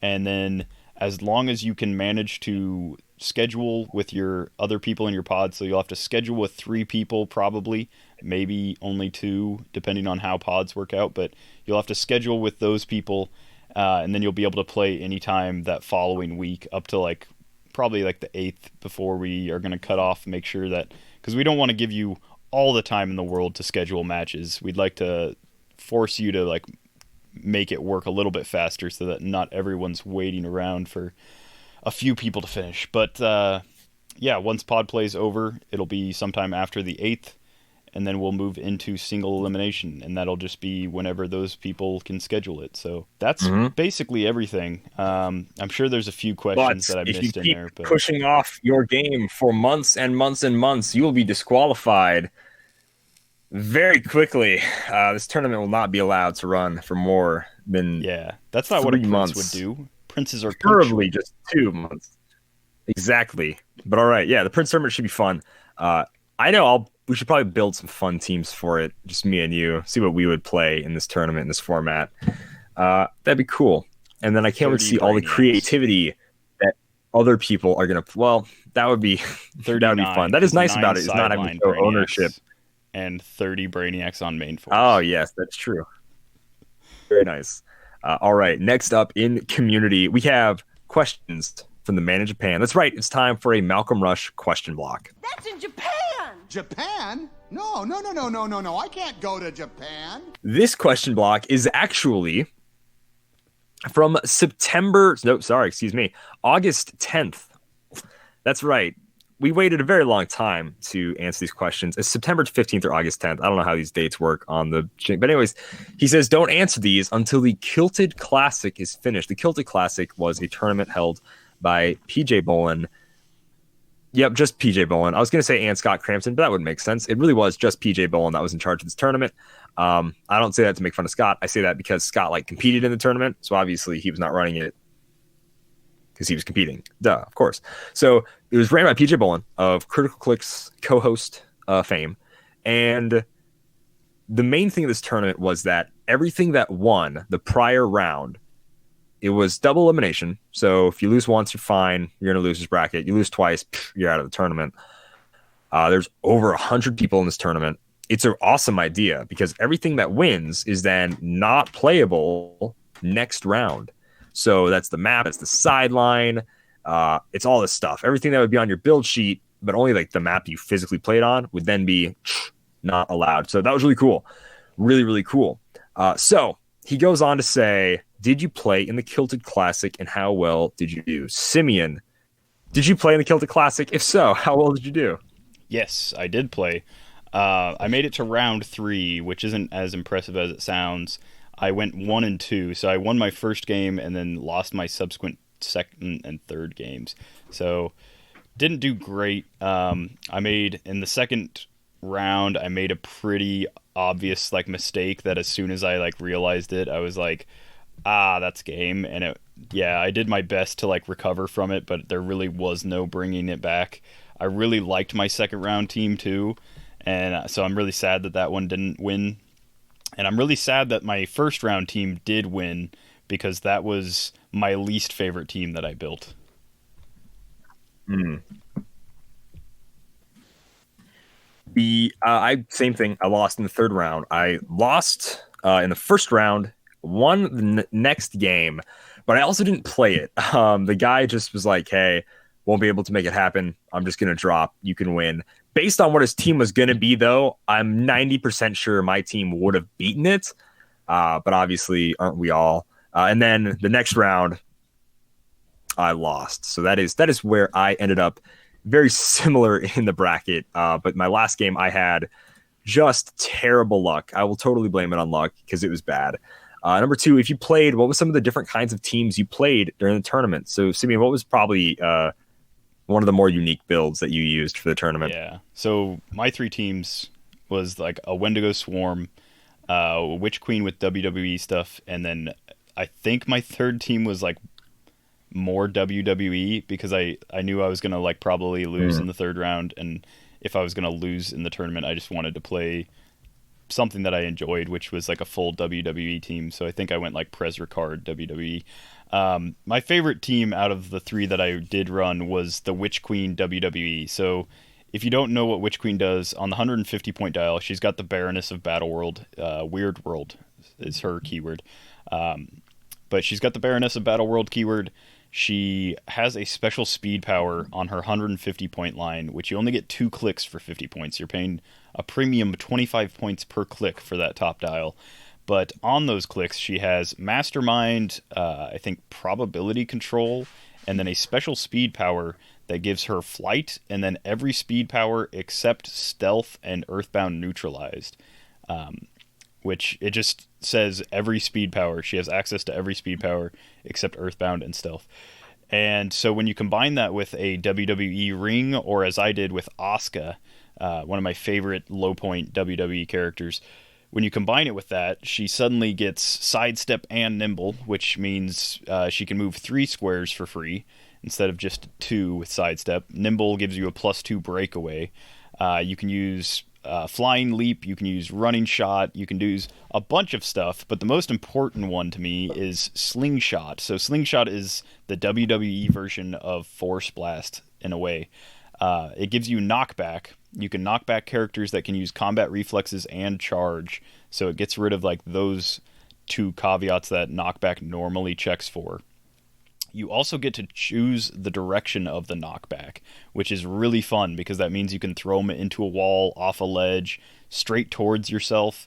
And sometimes straight towards yourself is the best deal because it also, Slingshot also gives you, if a character I think it's like free. If a character was knocked back this turn, make a free close attack or a close attack for as no cost or something. So you can, in this team, Witch Queen also starts with Pulse Wave on that dial. So it's like 12 attack Pulse Wave for like 4. And so I was playing one Witch Queen at 150, one Witch Queen at 100, and then Asuka and some other random stuff, but not a lot left when you're running 150, 140. So the main premise of the team is the 2 Witch Queens can double perplex each other since they both have Weird World keyword, and they both have the Baroness trait. They can both leadership. The 150.1 can mastermind to Asuka, which she also has the there's the Weird World trait, not the Baroness one, but the just Weird World trait, which means opposing characters can't increase their attack or damage values. I think any of their values except range when attacking you, and they can't increase any of their defense values when you're attacking them.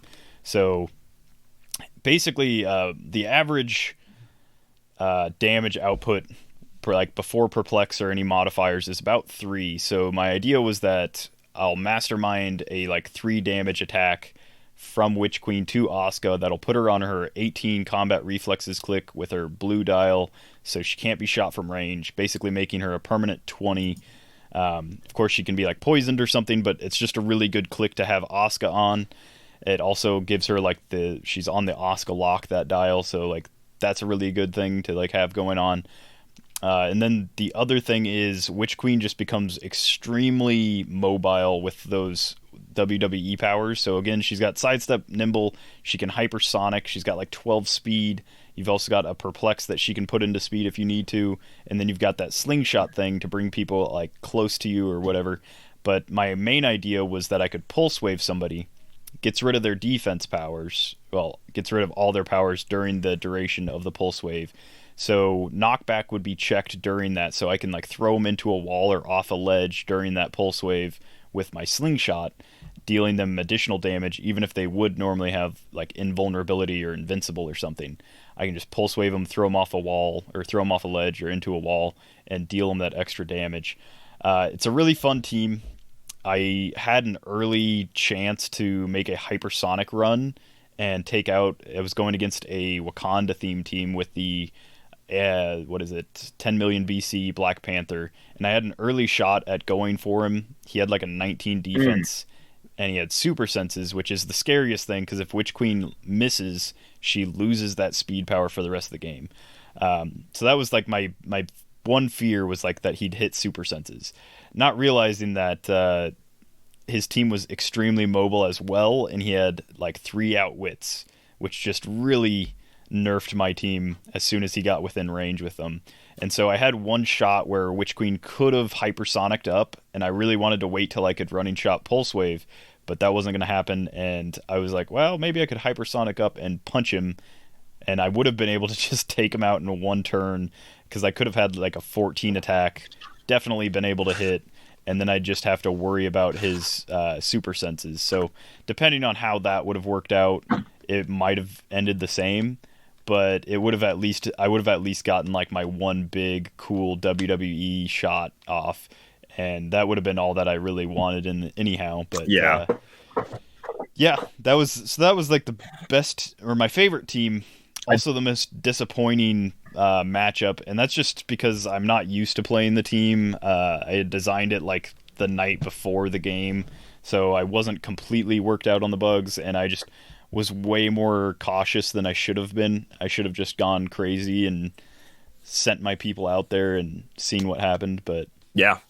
Now that we talked about Witch Queen Le Fay for 20 minutes, I'll go ahead and mention my answer to the question. No, I think everybody can agree. It sucks when you figure out a really cool thing someone can do to be able to running shot, pulse wave, slingshot, knockback, whatever. All that is awesome. And when you never get to pull that off, I know you pulled it off in against practice and stuff, but when you can't pull it off in a tournament, that's sucks. Especially when you make a team to do that. I think everybody at one point has tried to really make some oh, it does this really wacky thing. If it works, it works. If it doesn't, kind of sucks. But yeah, probably I'll talk about the team I played. There was a team I made that I didn't get the chance to play. But probably my favorite one I did play was I needed to play Captain America Resilient sometime in the tournament. I wanted to be the person to retire him, or at least play him the same round someone else retired him. So it was like, yeah, he was also on my team, and I retired him out, basically. Because Cap Rezzi's my man. It's what I won South Dakota States with. I love the guy. So I made a pseudo Alpha Strike team, the whole carry across the map. We can do things after we're carried. It's not really Alpha Strike because it can't get there in one turn, but it was Captain America Resilient. The Lockjaw was one of the few people, like carrier people, that I could find that was cheap. I believe it was Crystal. I don't know who else it would be. And then Black Widow Prime. And then it might have been 2 crystals, honestly. I cannot remember. No, it was... What's his name? Data. Data was on the team. There still could have been 2 crystals. I honestly don't know how these points work out very well. But yeah, I think it was like 2 crystals, Data, Black Widow Prime, Lockjaw, Cap Rezzy. So the whole thing of this team was basically, I move up, Black Widow can turn off a defense power for free. Then she can sidestep out of the way. And then the crystals can Quake, sidestep out of the way. Captain American, free, +1, move 1 square, up to 1 square, and then punch. No, it is move 1 square. Sorry. It's move 1 square and then make a close attack. So I was going to do that. Cap has Perplex. I just threw Data on for like a prob, I think, was like the whole thing. And then I ended up going with against, and this was probably the worst part about the tournament, but this is how meta works, so it really was no big surprise. But after everything got banned for the next round, it took basically no time at all for people to be like, the majority of the team's second round will be Gauntlet Black Panther, for example. I believe that was like the quote unquote meta for the second round was like Gauntlet Black Panther. Third, right? Or it was either second or third round was like the Red Skull with the cube became insanely the Red Skull. popular. Yeah, so that's what I ended up playing against in my. This was the third round one where I played this team, and it was that Red Skull with the cube, and I'm like, great matchup. I probably punched him right away when he's on Invincible, turn off Impervious, Quake. He's on his Earthbound Neutralized Clix in no time, and everybody hears Top Dial. Here's probably what bothered me the most about that round was a figure I had won with the round before. It was on my team. I know I didn't play a real game, but technically when it's someone concedes, you do win.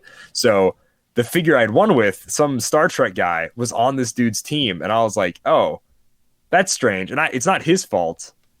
It is a certain BJ Boland's fault for not putting it on the ban list. And, it's also sort of my fault for not seeing it on the ban list and making sure it was there. But I just thought he was doing his job, so, it's whatever. Anyways, I kid. It's not really that big of a deal, but because it didn't end up like doing anything for the game, but it did bother me. I was like, man, I'm not going to win a lot in this tournament. I know. And I retired some figures, at least let them be retired. So yeah, no, like I really like that style of team that sort of like carry up people. And yet I actually really don't like Micron and Atom, probably just because they're DC guys. I don't care for small DC people, but like I really liked this Avengers team with the not really Avengers because Crystal was an Avenger, Cap's an Avenger, but Lockjaw, Black Widow weren't. But I really enjoyed this team, but the guy never moved up at all, like literally at all. Like stayed in his starting area the whole time, which is obviously lame to play against, which is why I kind of hate, which I was hoping that people wouldn't take this tournament as seriously as any other competitive tournament, but they still did, which is super lame. I just can't get into that mindset where I need to stay in my starting area. Honestly, if I stay in my starting area past turn 2, just punch me in the face. I deserve it. I hate people that do that. I hate doing it. I almost never do. I pretty much always move up somewhat. I always want to make the first attack, so I always try to I'll overreach myself, and I hate people that even if literally will never ever overreach, have to make it as safe as possible. That's lame. That sucks. I was gonna say that even if I count out the squares and I realize my opponent outreaches me and that they'll be able to get to me before I'll be able to get to them, rather than trying to bide my time and force them to come to me, I will usually just try and set up the best defense that I can. Whether especially my Fantastic Four team was good at it, kind of just a mobile tank. I never got to them first, but I made it really hard for them to like get to my like the characters that I didn't want them to get to, or I made all of my characters just really hard to hit kind of thing. And so yeah, like I've never understood being able to just hole up and wait for your opponent to like do all the work for you, and then you're like, now you've like forced yourself into like this position that is bad for you. But yeah, there's a WKO that was like sealed, and it's on Happy Little Heroclix channel. I think it was like Batman animated series, and after like the first two, I think it's like round 2. It's like after like the first turn, I guess not round 2. After turn 2, they got into this position where if either one of them moved up, the other one would be able to attack. But like as the gameplay was at that moment, neither one of them was able to like reach the other one without like just moving and waiting for like the other opponent to like retaliate. And so rather than trying to reposition or just like set themselves up and like hoping that the dice were in their favor or anything like that, it was literally just like 7 turns of sidestep pass, and not like sidestep an actual amount or anything, just like forward and then back to the exact same square and then passing the turn. And I was like, at some point, one of them has to get bored enough where they will do something, and they did eventually. But I was like, after like the second time that you've passed and your opponent's passed, I don't know what I don't know what you're even doing. Like, yeah. If you play a game like that, I don't care if it's like all the stakes are on the line and you're like, I gotta whatever, do the most whatever. You are cringe. Period. End of like story. That is lame, bro. Take the risk. Life is too short for you to stay in your starting area. Put that on a t-shirt. Put that on a sticker. Definitely doesn't matter enough to worry about like, losing a game. If it was like, even if it was like the world championship and your opponent's like, if you move up, like, I'm going to get you. It's like, well, your other option is just never moving up. And when given those two options, it's better to take the chance, in my opinion. Yeah. At least you lose move like, up, on your feet. Do it tactfully, be as defensive as possible, prepare for the, best, clench up, whatever, but move up. Anyways, that's a really big side tangent. Let's get back to Malcolm's questions, and let's try not to side tangent them this bad every time. Yeah. The format of this tournament forces players to use different combinations of figures that don't normally go together. Which combinations worked and didn't work. To be honest with you, I just said whatever 2 teams that Scott played last clearly didn't work because he had a double loss at the end. Love you, Scott. But that was rough. True enough, yeah. I said... I don't remember because I got knocked out of this tournament like before Nationals happened, which was before October, which so like I truly wanted to go back and like look, but I just couldn't bring myself to do it. There was a lot of teams that were played. There was like 100 and I think close to 130 players, and each of those people played at minimum 2 teams. So, yeah, I truly, and like, honestly, the first couple rounds were the least interesting. It wasn't until after I was knocked out that like the team started getting kind of interesting. And even then, there was a lot of like teammates that were building the same teams each round, which just seemed against like the spirit of the whole tournament to me.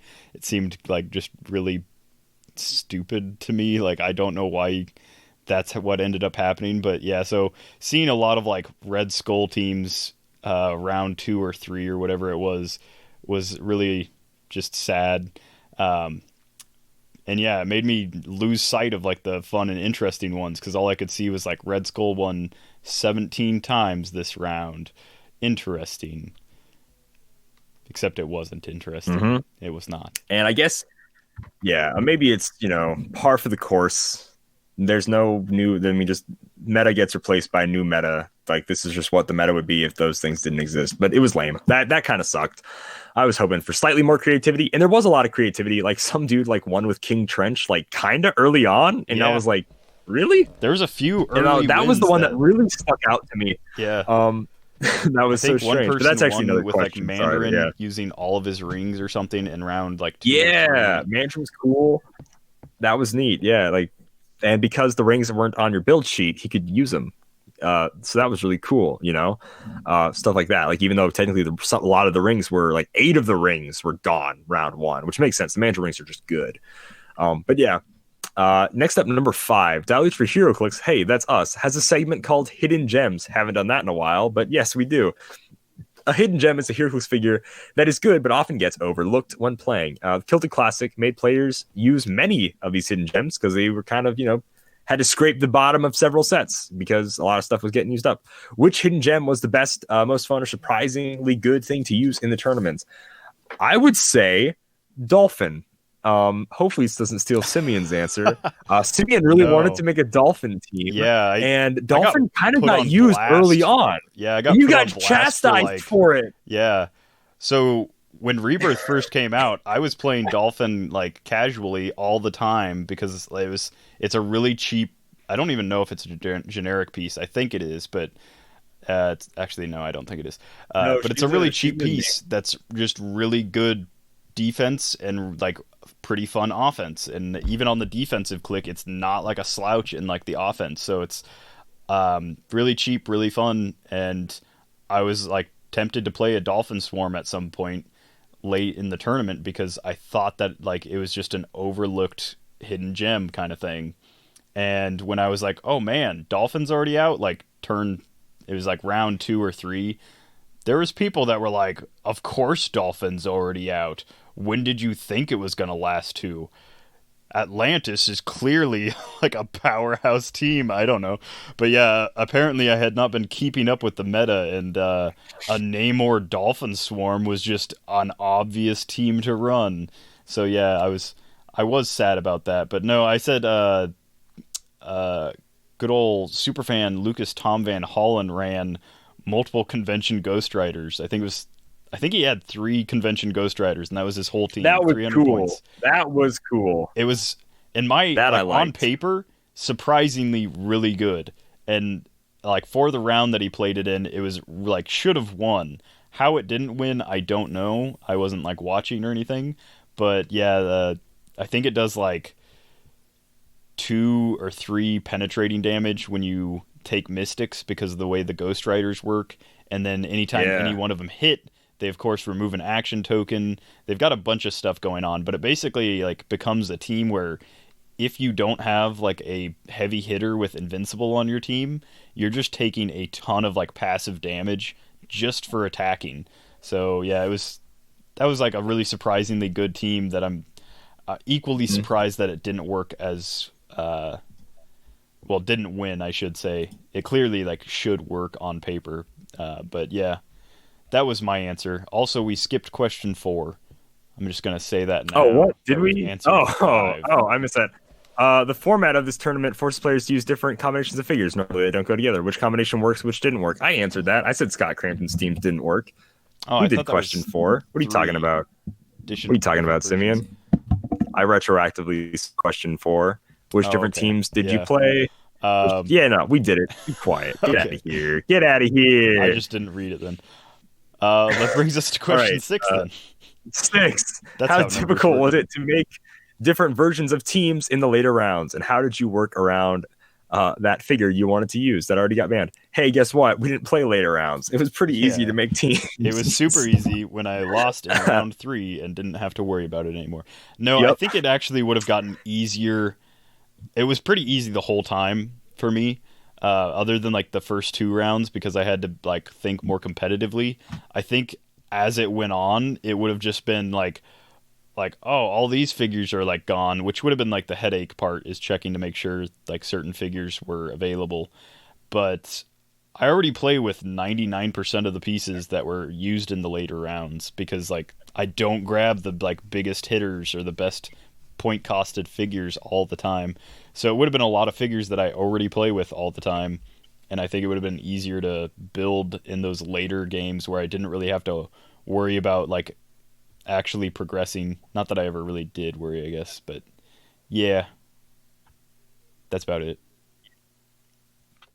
Yeah, I kind of agree. I think it would have been easier to make teams later on because I prefer not to play meta whatever stuff, right? M word. Ugh. I prefer to play like random Captain America something or other theme team, right? So I think it would have been a lot easier for me to build later on because then I would feel more comfortable playing that stuff later on, knowing like what's already out, you know. And when you have to worry about what's still in, Yeah, blah if you blah don't blah have to worry blah, about it just makes it Kobik taking your power cosmic, you don't feel as bad when you pay like more points for power cosmic. Yeah. Yeah. So next three questions are from PJ Bowen himself. He asked, which pieces do you expect to last a long time in the tournament that got knocked out early? I kind of said that. King Trench. Yeah. He got out really super early for some reason, and he's just bad. So I was super surprised at like him getting out early. That would have to be mine for sure. The Simeon? Cookie Hunter Martian Manhunter LE that just came like out like not too long ago with Despero's Revenge or whatever. I think Did he get knocked out early? I don't think it was early, but he did get knocked out, which I kind of thought that he might last. He was one figure I really because he's not. Sorry, go for it. Like in this format, there is a point where he becomes not bad for his points. He does have like a way to heal himself. Mm-hmm. He does have, I think he's got colossal stamina. I can't remember exactly, but he does have like a way to heal himself, and he does have some decent stats with like hypersonic. But he's like a candle that burns bright, burns out twice as fast or whatever. He like eventually just dies really quick because that's the way his dial's designed. But yeah, I kind of thought that he might be played like round 5 or 6. I can't remember when he did get played, but yeah, that was one that I kind of expected to go out not fairly early, but earlier than I remember it getting listed. As I said, I expected Dolphin to last I really expected Dolphin to just be like overlooked until like round 5 or 6 or something. And I definitely wouldn't have played it the way that it ended up getting played because Namor would have been out probably before that. But honestly, the fact that anyone played the Namor chase, which in my opinion, he's just not amazing. Of course, it ended up winning quite a bit, so there is that. But yeah, I actually really wanted to get that Martian Manhunter out. I really like him. I thought he was awesome. I think it's hilarious. So I really wanted to try to win with that Martian Manhunter. But question number 8, which pieces that you expect to go out early but lasted a very long time? On Scott Crampton's end team, he had the 75-point Guy Gardner that I mentioned earlier in this episode in the Brute keyword, and that was on his very last team. And I'm like, that's good. That Guy Gardner's good. For 75 points, I think he is really good. 11 for 4 damage, full taxi, phase and teleport, 6 clicks long. Sure, 17 defensive ability is a bit rough, but like he's a good figure for his points. He's awesome, especially only being a quarter of your build. I expected him to be used quite early on. I think surprised. Green Lantern is honestly a pretty solid casual keyword right now. Well, so just the Green Lantern team ability is an amazing team ability to have in this format because you might only have like Secret Wars Battle World Molly Hayes, but if you play 8 of those and a Green Lantern to carry all of them, it's a surprisingly effective like force to like come at you on the map. So yeah, like just the fact that there was any like Green Lantern team ability left. But to piggyback on that, in the finals, Destroyer Thor, I don't know if it was the Prime, but the Destroyer Thor was in the finals and from Secret Wars Battle World, I believe. Of course, yeah, because Thor's not legal anymore, so it would have to be that. But yeah, that's like a figure where I was just surprised it made it that long. Like, it's clearly not an amazing figure. He has some pretty glaringly obvious like faults. But I've also played against it both in like sealed and in casual, where even like when you can, I think this is the one where you can just say like, no, I'm not going to take damage once per game from like when he attacks. You can just say like, I'm not taking damage from that attack once per game, which can be like a huge like turning point in the match. Like if you wait to do it later on, or if you just do it early on and he like overextended to get like a good hit on you. Either way, it's just like a great like defensive thing that you give to your opponent. So he's kind of a terrible piece because of that. But at the same time, he's like a 12 for 5 top dial and deals like penetrating damage. And so he's one of like the few pieces that must have been left that was just like this huge heavy hitter. And it's like, even like if your opponent can just shrug off one attack, that doesn't mean that like next turn you don't just obliterate him with 5 damage. So I was surprised that it took that long in the tournament for someone to at least try it. Maybe it didn't. Maybe that was just the first time it was played successfully, I guess. Definitely that stuff in those last games. I was like, wow, this is really still in. Wild. And then number 9, what advice would you give to BJ Bolin to improve or changes to make for the next year's Kilted Classic? Honestly, I think a starting ban list would be really cool. Like anything that had won a tournament that year, maybe that might be a bit much, but like still, I think a starting ban list would be great, just so we can like sort of get ramped up quicker. Get it, like, get the ball that would be rolling. the only thing I would say. If he were to do it, so that goes kind of along with my first suggestion, which would be not to schedule it like, which PJ had no idea that this was gonna draw in 130 whatever people, however many people, which definitely extended how long the tournament would go. By the way.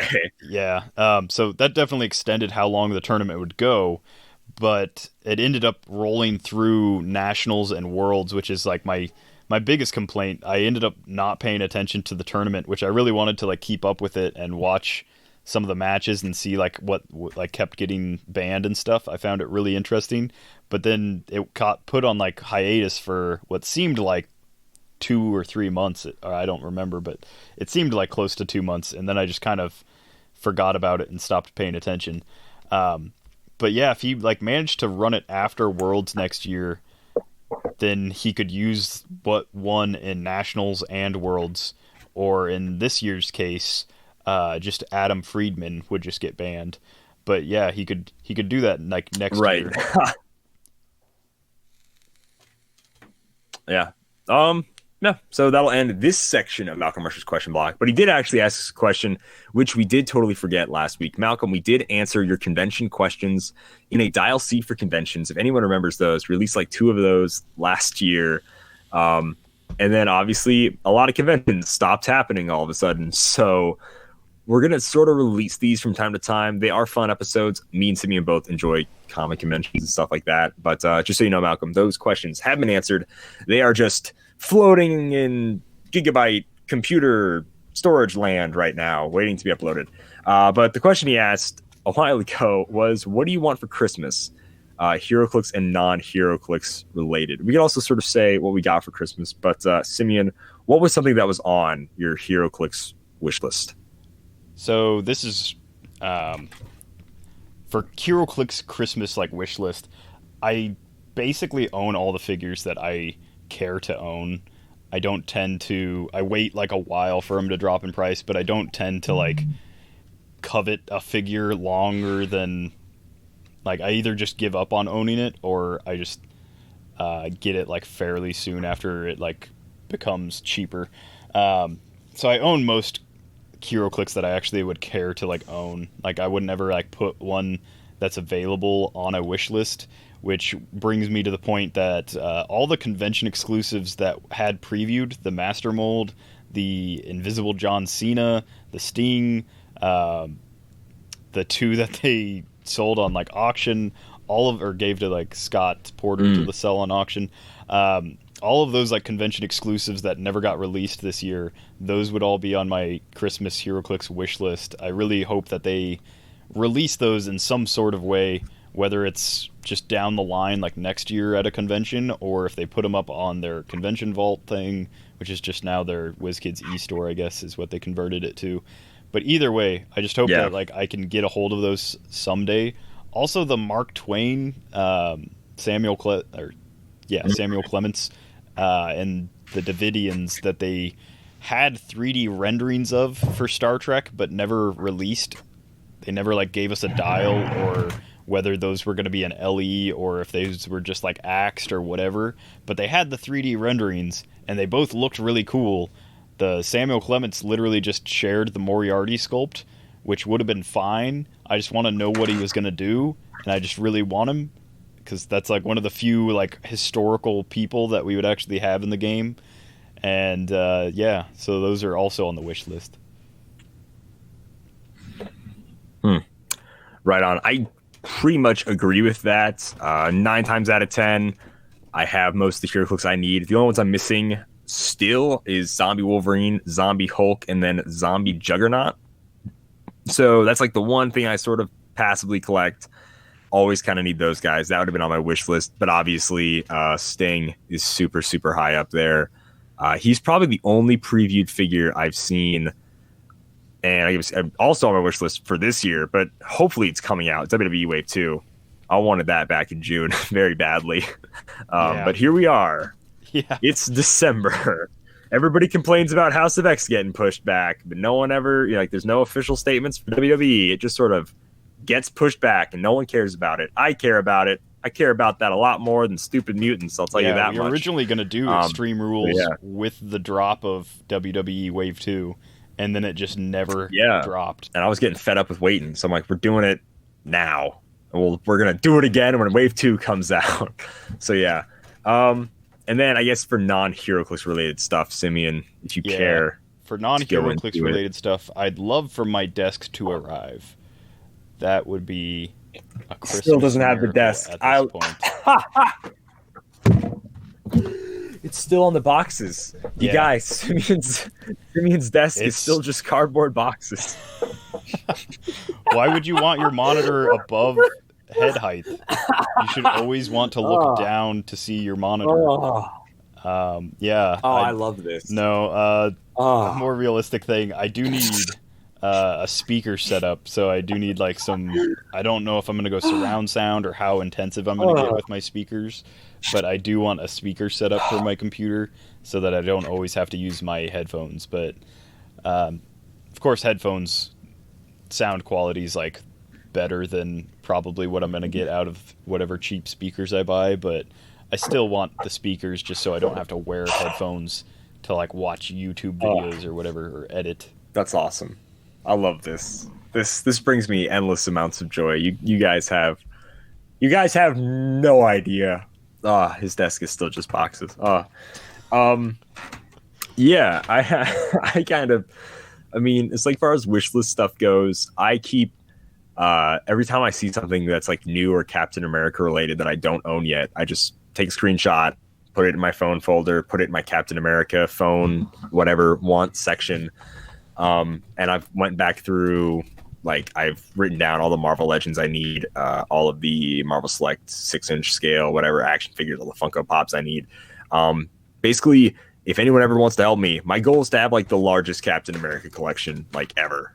So I just constantly buy Captain America stuff all the time. So I just tell people, I don't buy a lot of the kiddie stuff. So like all like the Titan Hero series, these weird like new stretchy figures, I try to wait out and hope Walmart, Target put those things on sale. They often never do. So sadly, I end up having to pay $20 for this terrible like Captain America roleplay shield thing. And it's like, well, gotta have it because it's cool. And I honestly love collecting all the Captain America stuff. It shows you how unique of stuff there is. Infinity War ruins and yet makes the collection more unique at the same time, because then like there's no more like bright blues, bright red, white, and blues anymore. There's no more A on the head. It's like beard Chris Evans, and it's so strange. It's definitely the oddest part of the Captain America collection. Like aesthetically, it sort of ruins it, but in a way, it breaks it up. And if I were to like organize this when I get some big house or something, I don't know, get a basement and like be able to put all my crap down there, I'll be able to have a cool Infinity War section because it does look nice. It looks cool, adds a uniqueness to it. But yeah, pretty much anything I ever tell like my family for like, get me any Captain America stuff. I know I own a lot, but if it's like kiddie toy stuff or like something I wouldn't normally buy, just get it, and I probably need it. And if I don't end up needing it, I'm sorry. I don't know. I don't actually have a ton of extra Cap stuff. I do tell people to not get me comic books. People that don't know comics don't know how to buy comics. Yeah. And it's not a safe thing for them to tell you. Kind of the same thing for Heroclix, really. Any I would have hobby, never told my honest. family. to buy specific Heroclix because they'd probably either spend too much, buy the wrong ones, or whatever. Like same thing with comic books, spend too much, buy the wrong ones. Just not safe. It's not safe. Once you own so much of something, it's not safe really to. This goes for, like that, so. In my opinion, it's just like a PSA. If you're ever buying for somebody that's into a hobby that you're not into, just like give them cash for that hobby or ask them for like a specific thing or whatever if you really want to get them something from that hobby, because I think it's too easy for like an outsider to get scammed or just buy something that person already has, or really like my biggest worry is the scam thing. Like I tell people never to buy Heroclix stuff for me because I can do like the research. Like I already do like a lot of like the research and I know what I want and what it's valued at and stuff. So like if you come to me and you like hand me like a 10th anniversary thing that you paid $50 for, I'm going to feel really bad that you did that because like somebody scammed you out of $50. That thing is worth -$0, which isn't a real number because that's not a real figure. Yeah. I'll actually say I think there are some exceptions to that rule. I think if they like collect action figures, be like, oh, you like Star Wars? Buy them Stormtroopers, Clone Troopers, right? You can always have a million of those. Doesn't really matter because they're generic dudes. Same thing. They like Marvel. That's all anyone. Yeah, Black Series. Oh yeah, that's true. Then it gets like complicated, right? Different scales. Maybe it is tough. I think Lego. I think you can get anybody any Legos ever because like you can if you already own the set and just like use it for like the bricks, right? Like I think Lego is a pretty safe one. You know someone that likes Lego. If you know an avid Lincoln Log collector, you can get them some Lincoln Logs. And that was I don't know. I think those are like that's probably. Yeah, sorry, that was your. We should end this.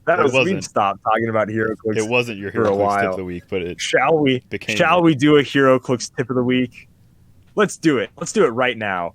Here's your not Jedi legend, aka Kalder Ness, tip of the week. You are on this council, but we do not grant you the rank of master. What?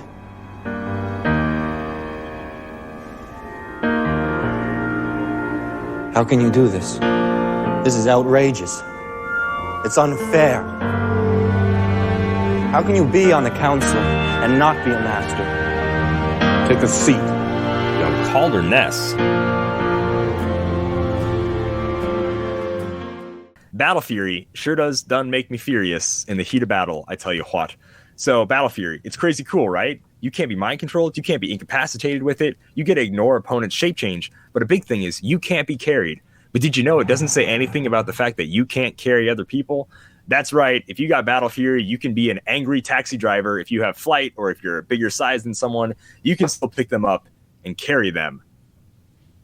How neat is that? That's pretty neat. Road Rage is... There's my Battle Fury. Nothing to joke about. Tip of the day. Road Rage.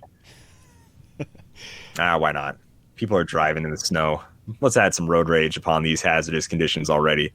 And with that, ladies and gentlemen, that was Dial H for Heroclix. You can give us a like, give us a follow on Dial H for Heroclix on Twitter, on Facebook. You can send us an email, like how Malcolm sends us questions at dialh4heroclix@gmail.com, all spelt out. You can subscribe to our YouTube channel. You can support us on Patreon if you want to support the amazing podcast content and or painful YouTube content that we make for you. We're on iTunes, Spotify, Stitcher. Tell your friends if they like Heroclix and whatever. Tell them, hey, you want to play online? Check out the Heroclix Prince format tournament. It is pinned to the top of our Facebook page. There's also a video that covers the rules on our YouTube channel. All sorts of fun stuff. So yeah, check us out, guys. Me and Simeon have a lot of fun making the content. By all means, check it out. I'm going to read a comment left on our Hot Ones episode by Spike Guy 55 20 minutes ago. He says, you guys are genuinely awesome. I gotta say, all these punishment games are absolute magic. They add such a great, fun dynamic. So thank you so much, Spike Guy 55. Appreciate that you've been enjoying the content we've been making. He comments on a lot of videos. Spike Guy 55 he's a really active member. We do it for of our YouTube. He's totally. And like I said, we don't get crazy amount of views, but like the fact that anyone gets any enjoyment from this, honestly, is like because who are we? Anyways, that kind of reminds me to another thing here. We're doing our end of the year thing, so I'm putting out little, not really polls, whatever. Just comments below with what the best of worst of 2020 was. House of X obviously isn't included because it's going to be a 2021 set. Haha, I'm so happy about that. Anyways, so check those out. Also, we don't mention this enough throughout the year, but we do every year we give away a Dial H for Heroclix Superfan, just kind of title. So we're going to give you some kind of Heroclix thing signed by me and Simeon. Normally, something that's of slightly higher value. If not, it's going to be something that we referenced a lot that year, something we maybe won a tournament with, something, right? Like if we talk about, Absorbing Man from Invincible Iron Man a lot, normally we try to give you a modern age figure, but we'll probably give you something like that. We'll sign the card. We'll give you some tokens, give you some stickers, give you the whole shebang for being a Dial H for Heroclix Superfan, maybe even get you a t-shirt. But that's coming up. Obviously, it's probably a little late to be interacting and leading reviews and all this stuff now, but just keep that in mind throughout the course of the next year is that we do give away a big prize for the Dial H for Heroclix Superfan. So yeah, people that are active, people that send us questions, people that do all sorts of stuff, in the community, are pretty much in the running to be Superfan. And me and Simeon just sort of talk it out and we give it to people. That's been happening since pretty much the conception of this podcast, since before me, before Simeon. They've been doing it, but really, you're not really a fan. You guys are all friends. We love you guys. Thank you so much for listening. That's all I got to say. But just, vote, subscribe, blah, blah, blah, blah, blah. Hope you guys had a Merry Christmas and all that jazz. Simeon, go for it. Yeah, if you've got some of that cringe holiday money that you're trying to burn away before you can do anything else with it, you can use code DIAL5 to save 5% at, what's that? At CoolStuffInc.com. I don't know why I did that. But you can find cool stuff in stock from the latest Heroclix singles and sealed products. You can get board games. You can get all kinds of stuff. It doesn't have to be Heroclix. They got dice. They got tokens. They got boxes. They got cards. They've got, I don't know, all kinds of stuff. They've even got swag. Some of their swag is kind of cool. I'm going to get one of their coffee mugs next time. I own one of their hoodies. I really like that. My Cool Stuff Inc. hoodie. It's really cool. Yeah, and they have that 5% cool will go a long ways because to get their top tier discounts, you got to spend like $50,000. So you got to do it. You got to use that code DIAL5 until you get to the top tier, and you don't need our code anymore. And then you will have outgrown our podcast because neither of us are there, but we're trying every day. CoolStuffInc.com. Happy trails. Jeez.